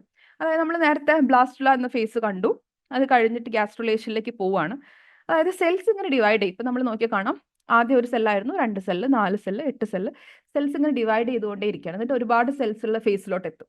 ഓക്കെ, അപ്പോൾ ആ ഒരുപാട് സെൽസിനെ നമ്മൾ ബ്ലാസ്റ്റോമിയർ എന്ന് വിളിക്കും. ജസ്റ്റ് മനസ്സിലാക്കാൻ വേണ്ടി പറഞ്ഞതുള്ളൂ, ഇതൊക്കെ ഡെവലപ്മെന്റ് ബയോളജിയിൽ വരുന്നതാണ്. അതായത് ഇങ്ങനെ കുറേ സെൽസ് ഉണ്ടായിരിക്കും. മൈറ്റോട്ടിക് ഡിവിഷൻ നടന്ന് നോർമൽ സെൽ ഡിവിഷൻ നടന്ന് കുറേ സെൽസ് ഉള്ള ഒരു cluster of cells, group of cells ഒന്നിച്ച് നിൽക്കുന്ന ഒരു എംബ്രിയോ ആയിട്ട് മാറുക ചെയ്യാം. ഓക്കെ, അപ്പോൾ എങ്ങനെയാണ് ഈ സെൽ ഡിവൈഡ് ചെയ്യുന്നത്? സെൽ ഡിവൈഡ് ചെയ്യുന്നുണ്ടെന്നുള്ള ഉറപ്പാണ്. ഇവിടെയും സെൽ ഡിവിഷൻ നടക്കുന്നുണ്ട്, ഇവിടെയും സെൽ ഡിവിഷൻ നടക്കുന്നുണ്ട്, അല്ലേ? പക്ഷേ ഈ ഡിവൈഡ് ചെയ്യുന്നതിന് കുറച്ച് ഡിഫറൻസ് ഉണ്ട്, കുറച്ച് രീതികളിൽ കുറച്ച് ഡിഫറൻസ് ഉണ്ട്. അത് എങ്ങനെ ഡിവൈഡ് ചെയ്യുന്നു? How the cell is being divided. Okay, അതാണ് ക്ലീവേജ്. ക്ലീവേജ് എന്ന് പറഞ്ഞാൽ സെൽ ഡിവിഷൻ നടക്കുന്ന പാറ്റേൺ എങ്ങനെയാണ് ബ്ലാസ്റ്റോമിയേഴ്സ്, അതായത് കുറേ സെൽസ് ഉള്ള കണ്ടീഷൻ എങ്ങനെ ഉണ്ടാകുന്നു, അതാണ് ഒന്നാമത്തെ തോട്ട്. ഓക്കെ, രണ്ടാമത്തെ തോട്ട് ഞാൻ പറഞ്ഞു സീലോം എങ്ങനെ ഫോം ചെയ്യുന്നു. മൂന്നാമത്തെ തോട്ട് ഓഫ്കോഴ്സ് ആ പേരിന്റെ കാര്യം, അതായത് മൗത്ത് എങ്ങനെ ഉണ്ടാവുന്നു. മൗത്ത് ആദ്യമാണോ ഉണ്ടാവുന്നത്, മൗത്ത് പിന്നെയാണോ ഉണ്ടാവുന്നത്? ഓക്കെ, അപ്പോൾ ഈ 3 കാര്യങ്ങൾ അടിസ്ഥാനമാക്കിയിട്ടാണ് നമ്മൾ ഓർഗാനിസംസിന് പ്രോട്ടോസ്റ്റോംസ് ആയിട്ടും ഡ്യൂട്ടറിയോസ്റ്റോംസ് ആയിട്ടും ഡിവൈഡ് ചെയ്യുന്നത്. ഓക്കെ, അപ്പോൾ അതിൽ ആദ്യം പ്രോട്ടോസ്റ്റോംസ് എന്താ നോക്കാം. ഓക്കെ, പ്രോട്ടോസ്റ്റോംസ് എന്ന് പറയുമ്പോൾ നമ്മൾ ആദ്യം മനസ്സിലാക്കേണ്ട കാര്യം, ജനറലി പറയുമ്പോൾ പ്രോട്ടോസ്റ്റോംസിൽ അധികവും പ്രിമിറ്റീവ് ആയിട്ടുള്ള സാധനങ്ങളാണ്. പക്ഷെ പ്രോട്ടോസ്റ്റോംസിൽ പ്രിമിറ്റീവ് ആയിട്ടുള്ളത് മാത്രമാണോ? അല്ല. നമ്മൾ ഓർഗാനിസംസ് പറയുമ്പോൾ പ്രിമിറ്റീവ് എന്ന് പറയുന്നത് അതിൻ്റെ ഓർഗൻ സിസ്റ്റം ലെവലൊക്കെ വളരെ ഡീജനറേറ്റീവ് ആയിട്ടുള്ള, അതായത് ഒട്ടും അഡ്വാൻസ്ഡ് അല്ലാത്ത, വലിയ ഡെവലപ്ഡ് ഒന്നും അല്ലാത്ത ഓർഗാനിസംസിനെ നമ്മൾ പ്രിമിറ്റീവ് എന്ന് പൊതുവെ പറയാം. അഡ്വാൻസ്ഡ് എന്ന് പറയുമ്പം അതിൽ നല്ല നല്ല ലെവൽ ഓഫ് ഓർഗൻ സ്ട്രക്ചേഴ്സ് ഒക്കെ നന്നായിട്ടുണ്ടായിരിക്കും, അതിൻ്റെ ഓർഗൻ സിസ്റ്റം ലെവലൊക്കെ ഹയർ ആയിരിക്കും. ഓക്കെ, പ്രോട്ടോസ്റ്റോംസിൽ നമ്മൾ അധികവും കാണാൻ കുറച്ച് പ്രിമിറ്റീവ് ആയിരിക്കും, എന്നാൽ അവിടെയും നമുക്ക് ഒരുപാട് അഡ്വാൻസ്ഡ് ഓർഗാനിസത്തിന് കാണാൻ പറ്റും. ഇപ്പം എക്സാമ്പിൾ നോക്കുകയാണെങ്കിൽ ആർത്രോപോഡ എന്ന് പറയുന്നത് ഹയർ ലെവൽ ഓഫ് ഫൈലമാണ്. ഓക്കെ, അതുപോലെ മൊളുസ്ക, ഓക്കെ, അതുപോലെ അനലിഡ, ഇതൊക്കെ കുറച്ചും കൂടി ഹയർ ലെവലിൽ കാണുന്നത്. എസ്പെഷ്യലി ആർത്രോപോഡി മൊളുസ്കയൊക്കെ നല്ല ഹയറാണ്. മൊളുസ്കയിൽ വരുന്നതാണ് ഒക്ടോപ്പസ്, വലിയ ജീവിയല്ലേ, അതൊക്കെ വരുന്നത് പ്രോട്ടോസ്റ്റോമിലാണ്. അതേസമയം പ്രോട്ടോസ്റ്റോമിൽ പ്രിമിറ്റീവ് ആയിട്ടുള്ള ഓർഗാനിസംസും ഉണ്ടായിരിക്കും. ഓക്കെ, ഡിറ്ററോസ്റ്റോംസിലേക്ക് വരുന്ന സമയത്ത് മോസ്റ്റ്ലി എന്താണ്, ഹയർ ലെവലാണ്, അതായത് കോർഡേറ്റ, ഓക്കെ, അങ്ങനത്തെ ഗ്രൂപ്പൊക്കെയാണ് അധികവും നമുക്ക് എവിടെ കാണാം, ഡിറ്ററോസ്റ്റോംസിൽ കാണാൻ പറ്റുക, അല്ലെങ്കിൽ മോസ്റ്റ്ലി ഹയർ ലെവലായിരിക്കും കാണാം. പക്ഷേ ഇവിടെ നമുക്ക് കുറച്ച് പ്രിമിറ്റീവ് ഫോം കാണാം. അതിന് എക്സാമ്പിളാണ് ഒന്ന് എക്കിനോഡെർമേറ്റ.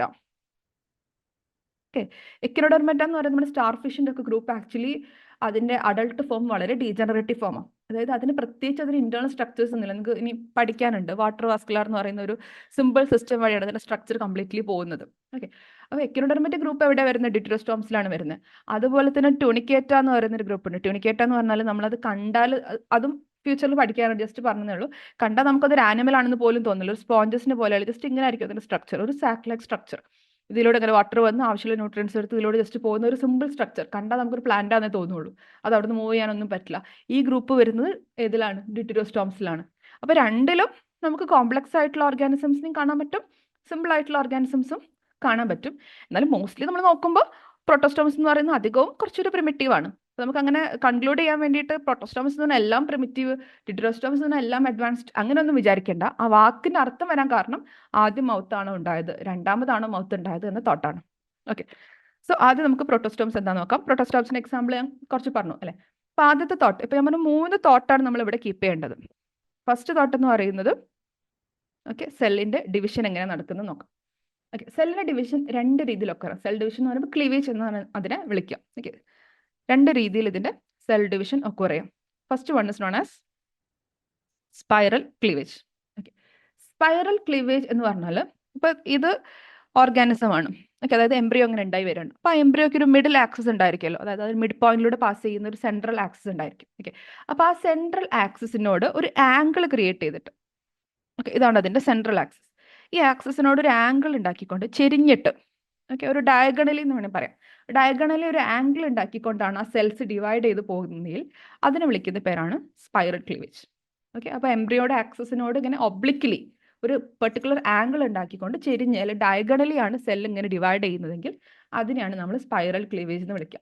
അതേസമയം റേഡിയൽ ക്ലീവേജ് എന്ന് പറഞ്ഞാൽ, റേഡിയൽ ക്ലീവേജ് എന്ന് പറയുമ്പോൾ എംബ്രിയോയുടെ ആക്സിസ് ഇങ്ങനെയാണ്. ഓക്കെ, ആ ആക്സിസിനോടെങ്കിൽ ഒന്നെങ്കിൽ എന്തായിരിക്കും, പാരലലി ആയിരിക്കും. ഇപ്പോൾ ഇവിടെ നിങ്ങൾക്ക് നോക്കിയാൽ കാണാം അല്ലെ, എന്താ നമ്മളൊരു പാരലലിയാണ് കാണിക്കുന്നത്. അല്ലെങ്കിൽ എന്താണ്, അതിനോട് ഇങ്ങനെ പെർപെൻഡിക്കുലർ ആയിട്ട്. ഇവിടെ ചെരിയുന്നത് ആ 3 ഡയമെൻഷണൽ സ്ട്രക്ചർ 2D ആക്കുമ്പോൾ ചെരിയുന്ന പോലെ തോന്നുന്ന കേട്ടോ. ഇത് പാരലൽ അല്ലെങ്കിൽ പെർപെൻഡിക്കുലർ. ഓക്കെ, ഒന്നെങ്കിൽ പെർപെൻഡിക്കുലർ അല്ലെങ്കിൽ പാരലൽ, ഒന്നെങ്കിൽ 90 ഡിഗ്രി അല്ലെങ്കിൽ 180 ഡിഗ്രിയിലാണ് സെല്ല് ഡിവൈഡ് ചെയ്യുന്നത് എങ്കിൽ നമ്മൾ അതിനെ വിളിക്കുന്ന പേരാണ് റേഡിയൽ ക്ലീവേജ്.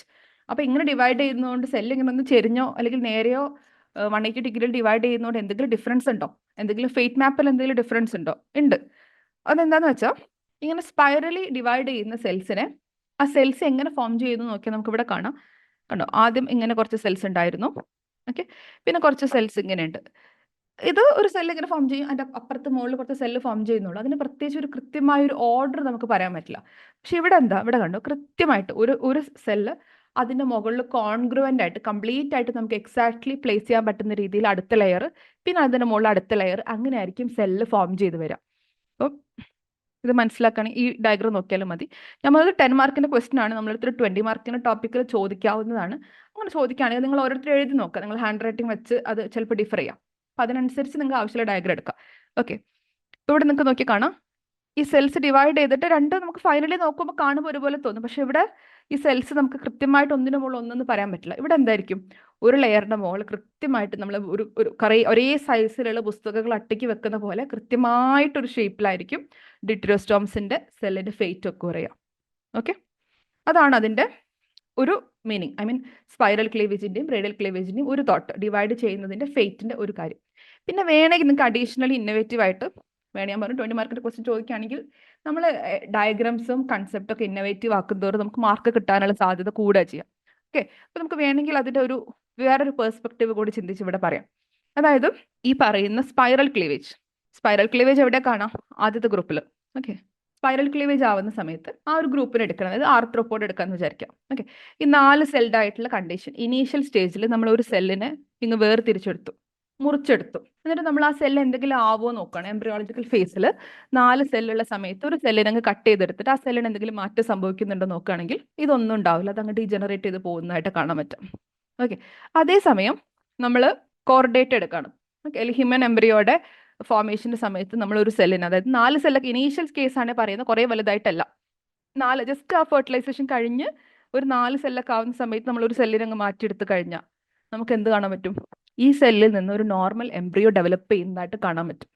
ഓക്കെ, ഇത് ഡീറ്റെയിൽ ആയിട്ട് നമുക്ക് ഡെവലപ്മെന്റ് ബയോളജിയിലൊക്കെ പഠിക്കാനായിട്ട് ഇപ്പോൾ ജസ്റ്റ് ഞാൻ മെൻഷൻ ചെയ്തു എന്നുള്ളൂ. 20 മാർക്ക് ഒരു ക്വസ്റ്റ്യൻ ചോദിക്കാൻ ചാൻസ് ഉള്ളതുകൊണ്ട് അതെന്താന്ന് മെൻഷൻ ചെയ്തു എന്നുള്ളൂ.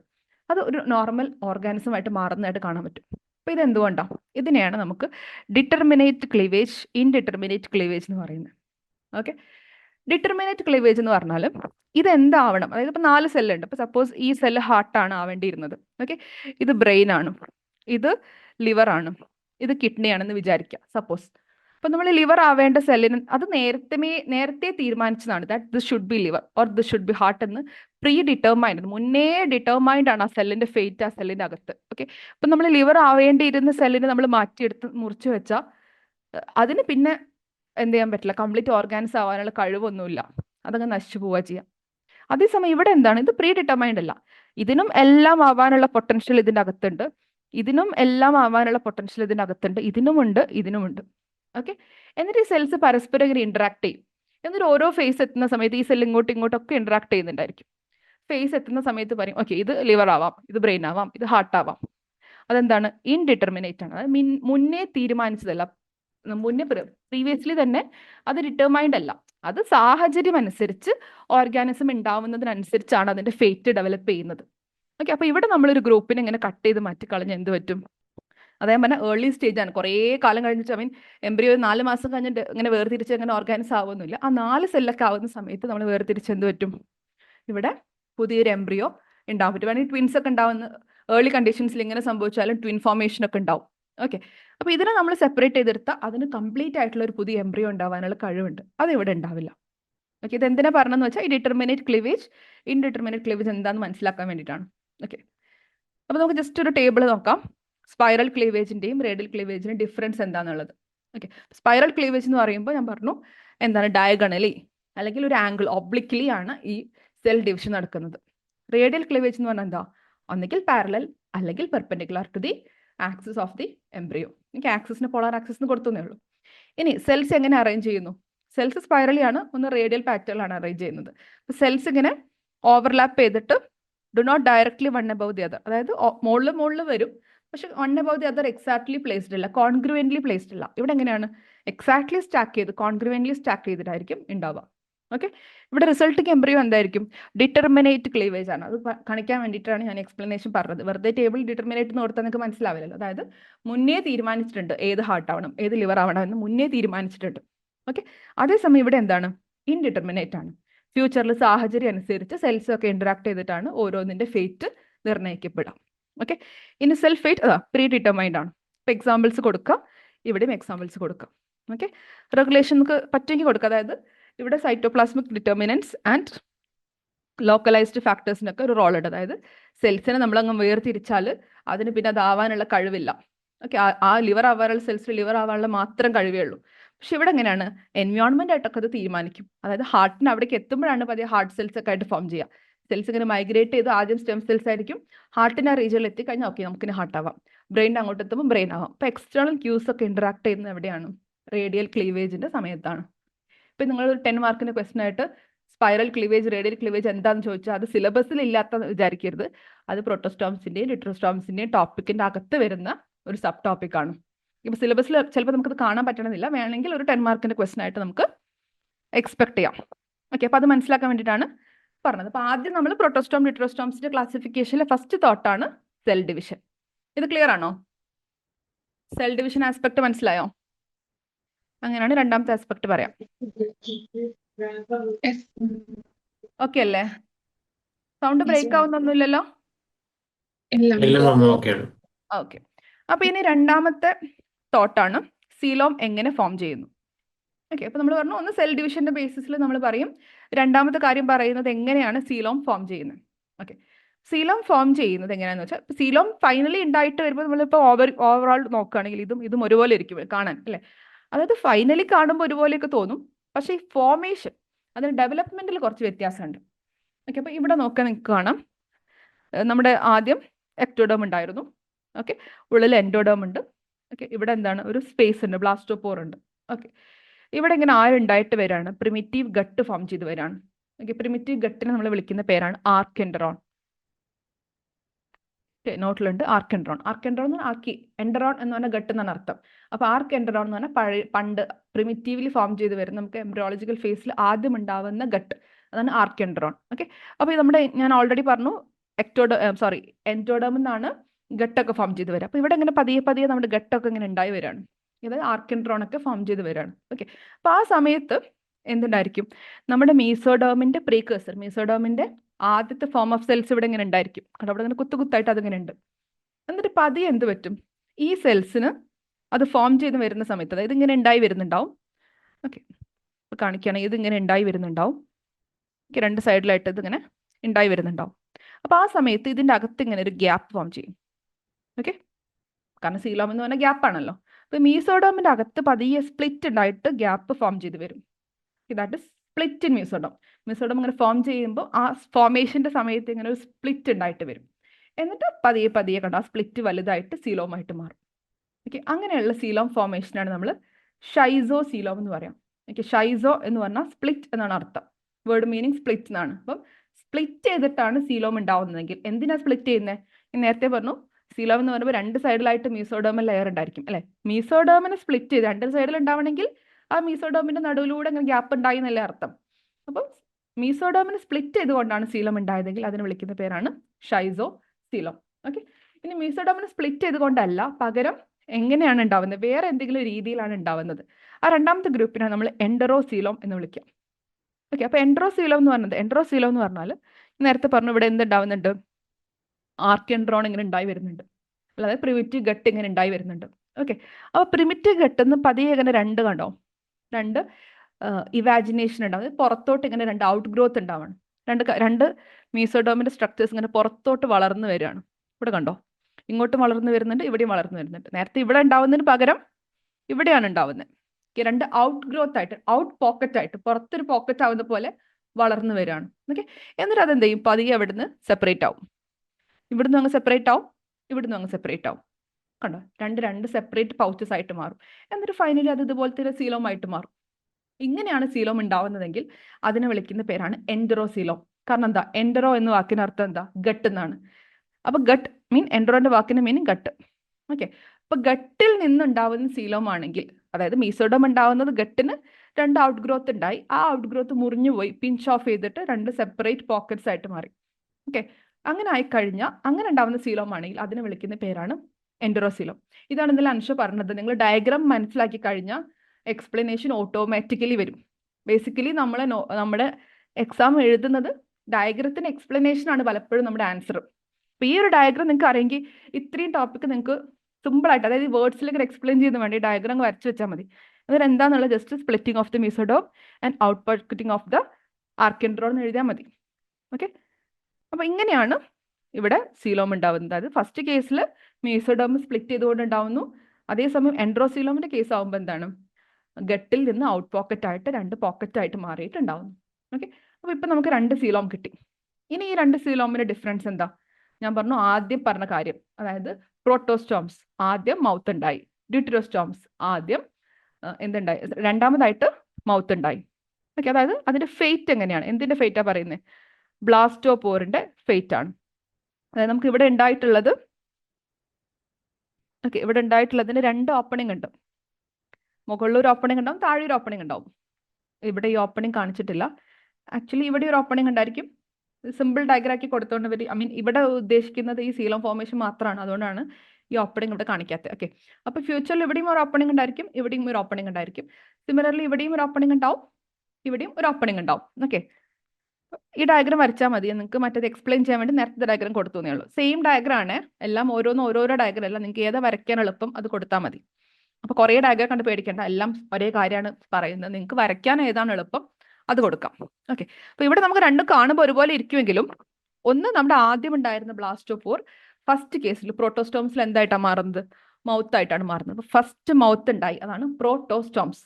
ബ്ലാസ്റ്റോപോർ ആദ്യം വന്ന ബ്ലാസ്റ്റോപോർ മൗത്ത് ആയിട്ടാണ് മാറുന്നതെങ്കിൽ അത് പ്രോട്ടോസ്റ്റോംസ് ആണ്. ആദ്യം ഉണ്ടായിരുന്ന ബ്ലാസ്റ്റോപോർ ഏനസ് ആയിട്ടാണ് മാറുന്നതെങ്കിൽ മൗത്ത് രണ്ടാമതായിട്ടാണ് ഫോം ചെയ്യുന്നത്. That is known as deuterostomes. Okay, അപ്പോൾ നമ്മൾ 3 കാര്യങ്ങൾ കൂടെ ഇവിടെ ഒറ്റ ഡയഗ്രത്തിലേക്ക് കൺവേർട്ട് ചെയ്തു.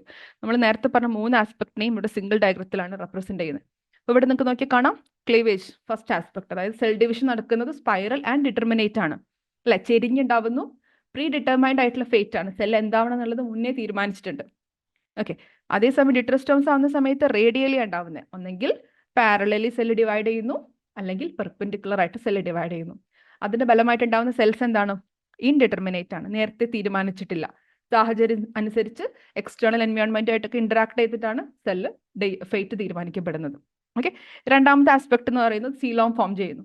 സീലോം സ്പ്ലിറ്റ് ചെയ്തിട്ടാണ് ഫോം ചെയ്യുന്നതെങ്കിൽ ഷൈസോ സീലോം, ബിക്കോസ് ഷൈസോ എന്ന് പറഞ്ഞാൽ സ്പ്ലിറ്റ്.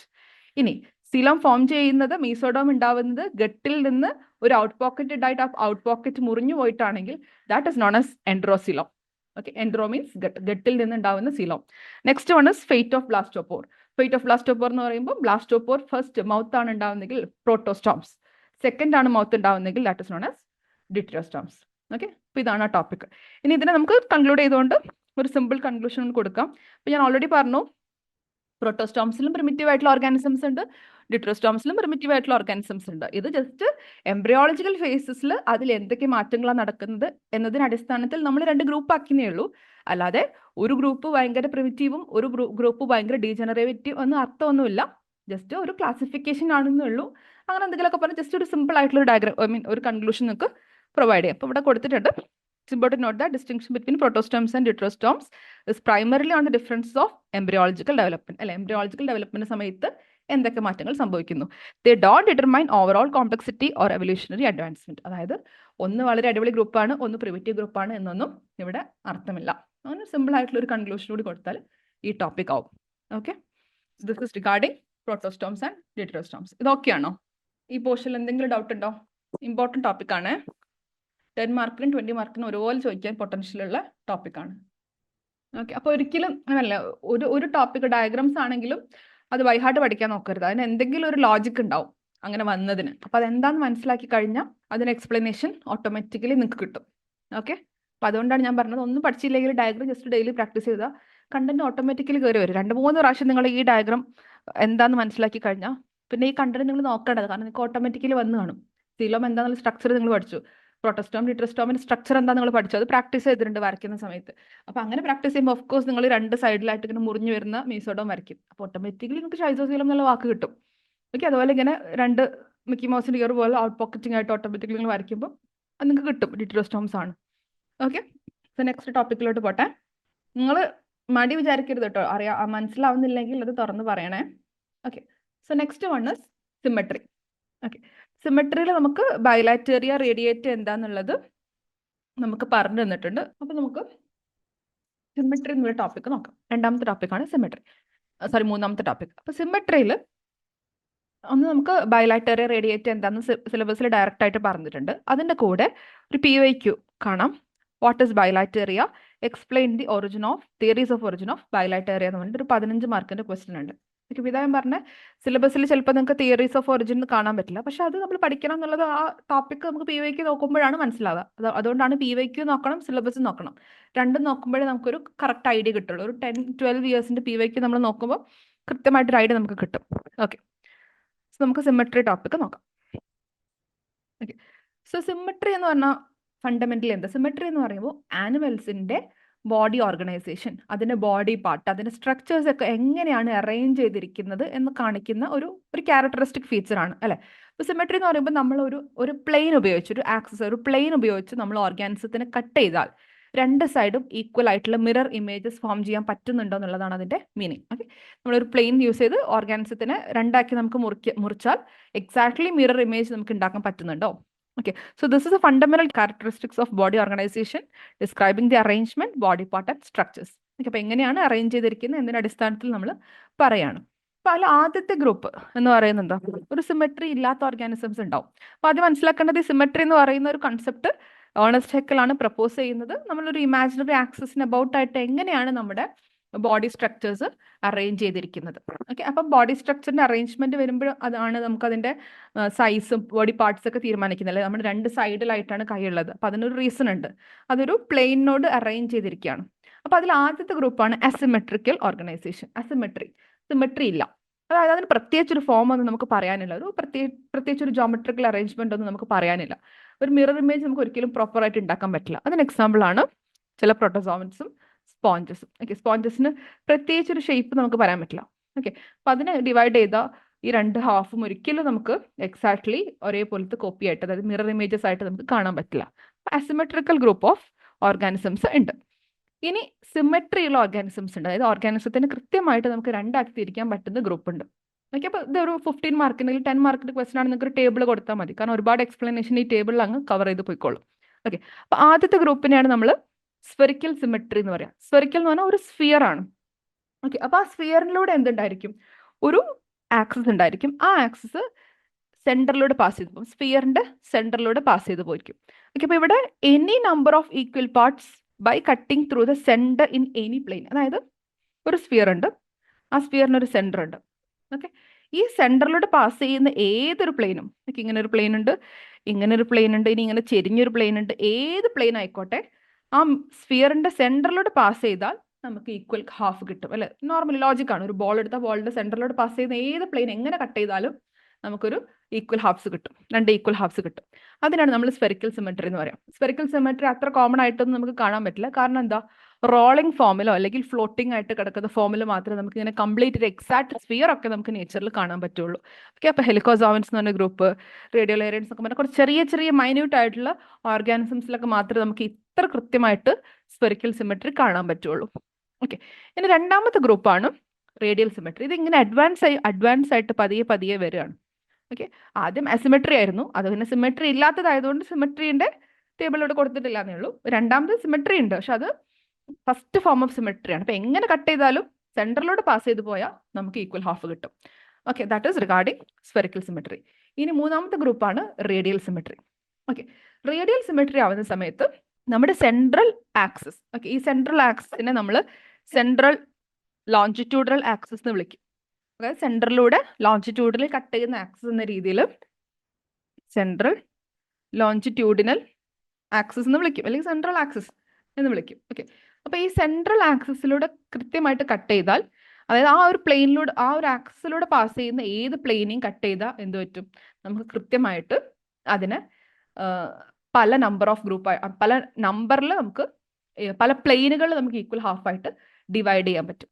ഓക്കെ, അപ്പൊ ഈ റേഡിയൽ സിമെട്രി കാണിക്കുന്ന ഓർഗാനിസംസ് നോർമലി നമ്മൾ കാണുന്നത് ടീനോഫോറയിലും അതുപോലെ സിലിൻഡ്രേറ്റയിലും ആണ്. ഓക്കെ, അപ്പൊ ഇതിന്റെ പ്രത്യേകത, ഇവിടെ നമുക്ക് ഒരു ഹെഡ്, ഒരു ടെയിൽ എന്നൊന്നും നമുക്ക് പറയാൻ പറ്റില്ല. അപ്പൊ നമ്മൾ ഇവിടെ ഈ ടോട്ടോസ് നോക്കിയ ഒരു ഹെഡ് പോർഷൻ ഉണ്ട്, ഒരു ടെയിൽ പോർഷൻ ഉണ്ട്.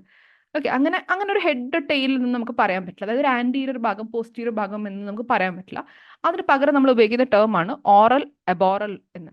അതായത് ഓറൽ എന്ന് പറഞ്ഞാൽ മൗത്ത് പോർഷൻ, എബോറൽ എന്ന് പറഞ്ഞാൽ മൗത്തിൽ നിന്ന് ഡിസ്റ്റന്റ് ആയിട്ട് കിടക്കുന്ന ഭാഗം. ഓക്കെ, അപ്പോൾ ഓറൽ എബോറൽ ആക്സിസിനോട് അറേഞ്ച് ചെയ്തിട്ടായിരിക്കും ബോഡി പാർട്സ് ഉണ്ടായിരിക്കും. Body parts arranged concentrically around oral aboral axis. Oral aboral axis എന്ന് പറഞ്ഞാൽ അതിനെ രണ്ടിനെയും കണക്ട് ചെയ്യുന്ന ആക്സിസ്. ഓക്കെ, മൗത്തിൽ നിന്ന് അകന്ന് കിടക്കുന്ന ഓറൽ എബോറൽ റീജിയൻ. അപ്പൊ ആ രണ്ട് റീജിയൻ കണക്ട് ചെയ്യുന്ന ഭാഗം.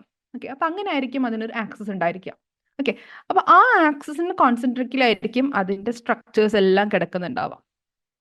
Okay, so this is regarding radial symmetry. അപ്പൊ റേഡിയൽ സിമെട്രി നോക്കിയാൽ നമ്മൾ മനസ്സിലാക്കേണ്ടത് ഒരുപാട് പ്ലെയിൻസ് ഉണ്ടായിരിക്കും. Okay, so it is characterised by body parts arranged around a central axis. ആ സെൻട്രൽ ആക്സിസിനെയാണ് ഓറൽ എബോറൽ ആക്സിസ് എന്ന് വിളിക്കാം, അല്ലെങ്കിൽ സെൻട്രൽ ആക്സിസ് എന്ന് വിളിക്കാം, അല്ലെങ്കിൽ സെൻട്രൽ ലോഞ്ചിറ്റ്യൂഡൽ ആക്സിസ് എന്നൊക്കെ വിളിക്കാം.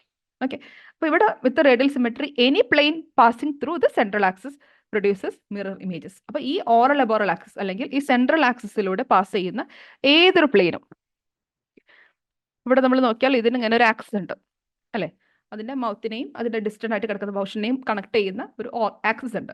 ഈ ആക്സിസ് പാസ് ചെയ്യുന്ന ഏത് പ്ലെയിൻ എടുത്താലും, ഇപ്പൊ ഞാൻ ഇങ്ങനെ ഒരു പ്ലെയിൻ എടുത്തു, ഓക്കെ, അല്ലെങ്കിൽ ഇങ്ങനെ ഒരു പ്ലെയിൻ എടുത്തു, ഓക്കെ, എന്ത് കണ്ടീഷനേ ഉള്ളൂ, ഈ ആക്സിസ് ഈ പ്ലെയിനിലൂടെ പാസ് ചെയ്ത് പോകണം. കളർ മാറ്റം, ഓക്കെ, ഈ ആക്സിസ് ഈ പ്ലെയിനിലൂടെ പാസ് ചെയ്ത് പോകണം എന്നേ ഉള്ളൂ. അപ്പം ഇവിടെയും പാസ് ചെയ്യുന്നുണ്ട്, ഇവിടെയും പാസ് ചെയ്യുന്നുണ്ട്. ആ ആക്സിസ് പാസ് ചെയ്ത പിന്നെ പ്രശ്നമല്ല, ഈക്വൽ ഹാഫ് ആയിട്ട് കിട്ടും. ഇവിടെയും ഇവിടെയും ഈക്വൽ ഹാഫ് ആയിരിക്കും, അതുപോലെ ഈ പോർഷനും ഈക്വൽ ഹാഫ് ആയിരിക്കും. അതാണ് റേഡിയൽ സിമെട്രിയുടെ അർത്ഥം.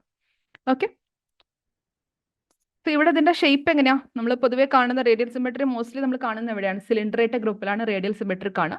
അപ്പോൾ ഒന്നെങ്കിൽ ഡിസ്ക് അല്ലെങ്കിൽ ഒരു സിലിണ്ടറിക്കൽ ഗ്രൂപ്പ് ഷേപ്പിലാണ് നമ്മൾ റേഡിയൽ സിമെട്രി കാണുക. ഓക്കെ, അപ്പോൾ ഒരു സെൻട്രൽ ലോഞ്ചിറ്റ്യൂഡൽ ആക്സിസിലൂടെയാണ് ഇത് കടന്നു പോകുന്നത്. ആ ആക്സിസിലൂടെ പാസ് ചെയ്യുന്ന ഏത് പ്ലെയിനും, ആകെ ഒരു കണ്ടീഷനുള്ളൂ, സെൻട്രൽ ലോഞ്ചിറ്റ്യൂഡൽ ആക്സിസ്. സ്പെറിക്കലിന്റെ കേസിൽ എന്താണ്, ജസ്റ്റ് ആ സ്ഫിയറിന്റെ സെന്റർ എന്ന മീനിങ്ങേ ഉള്ളൂ.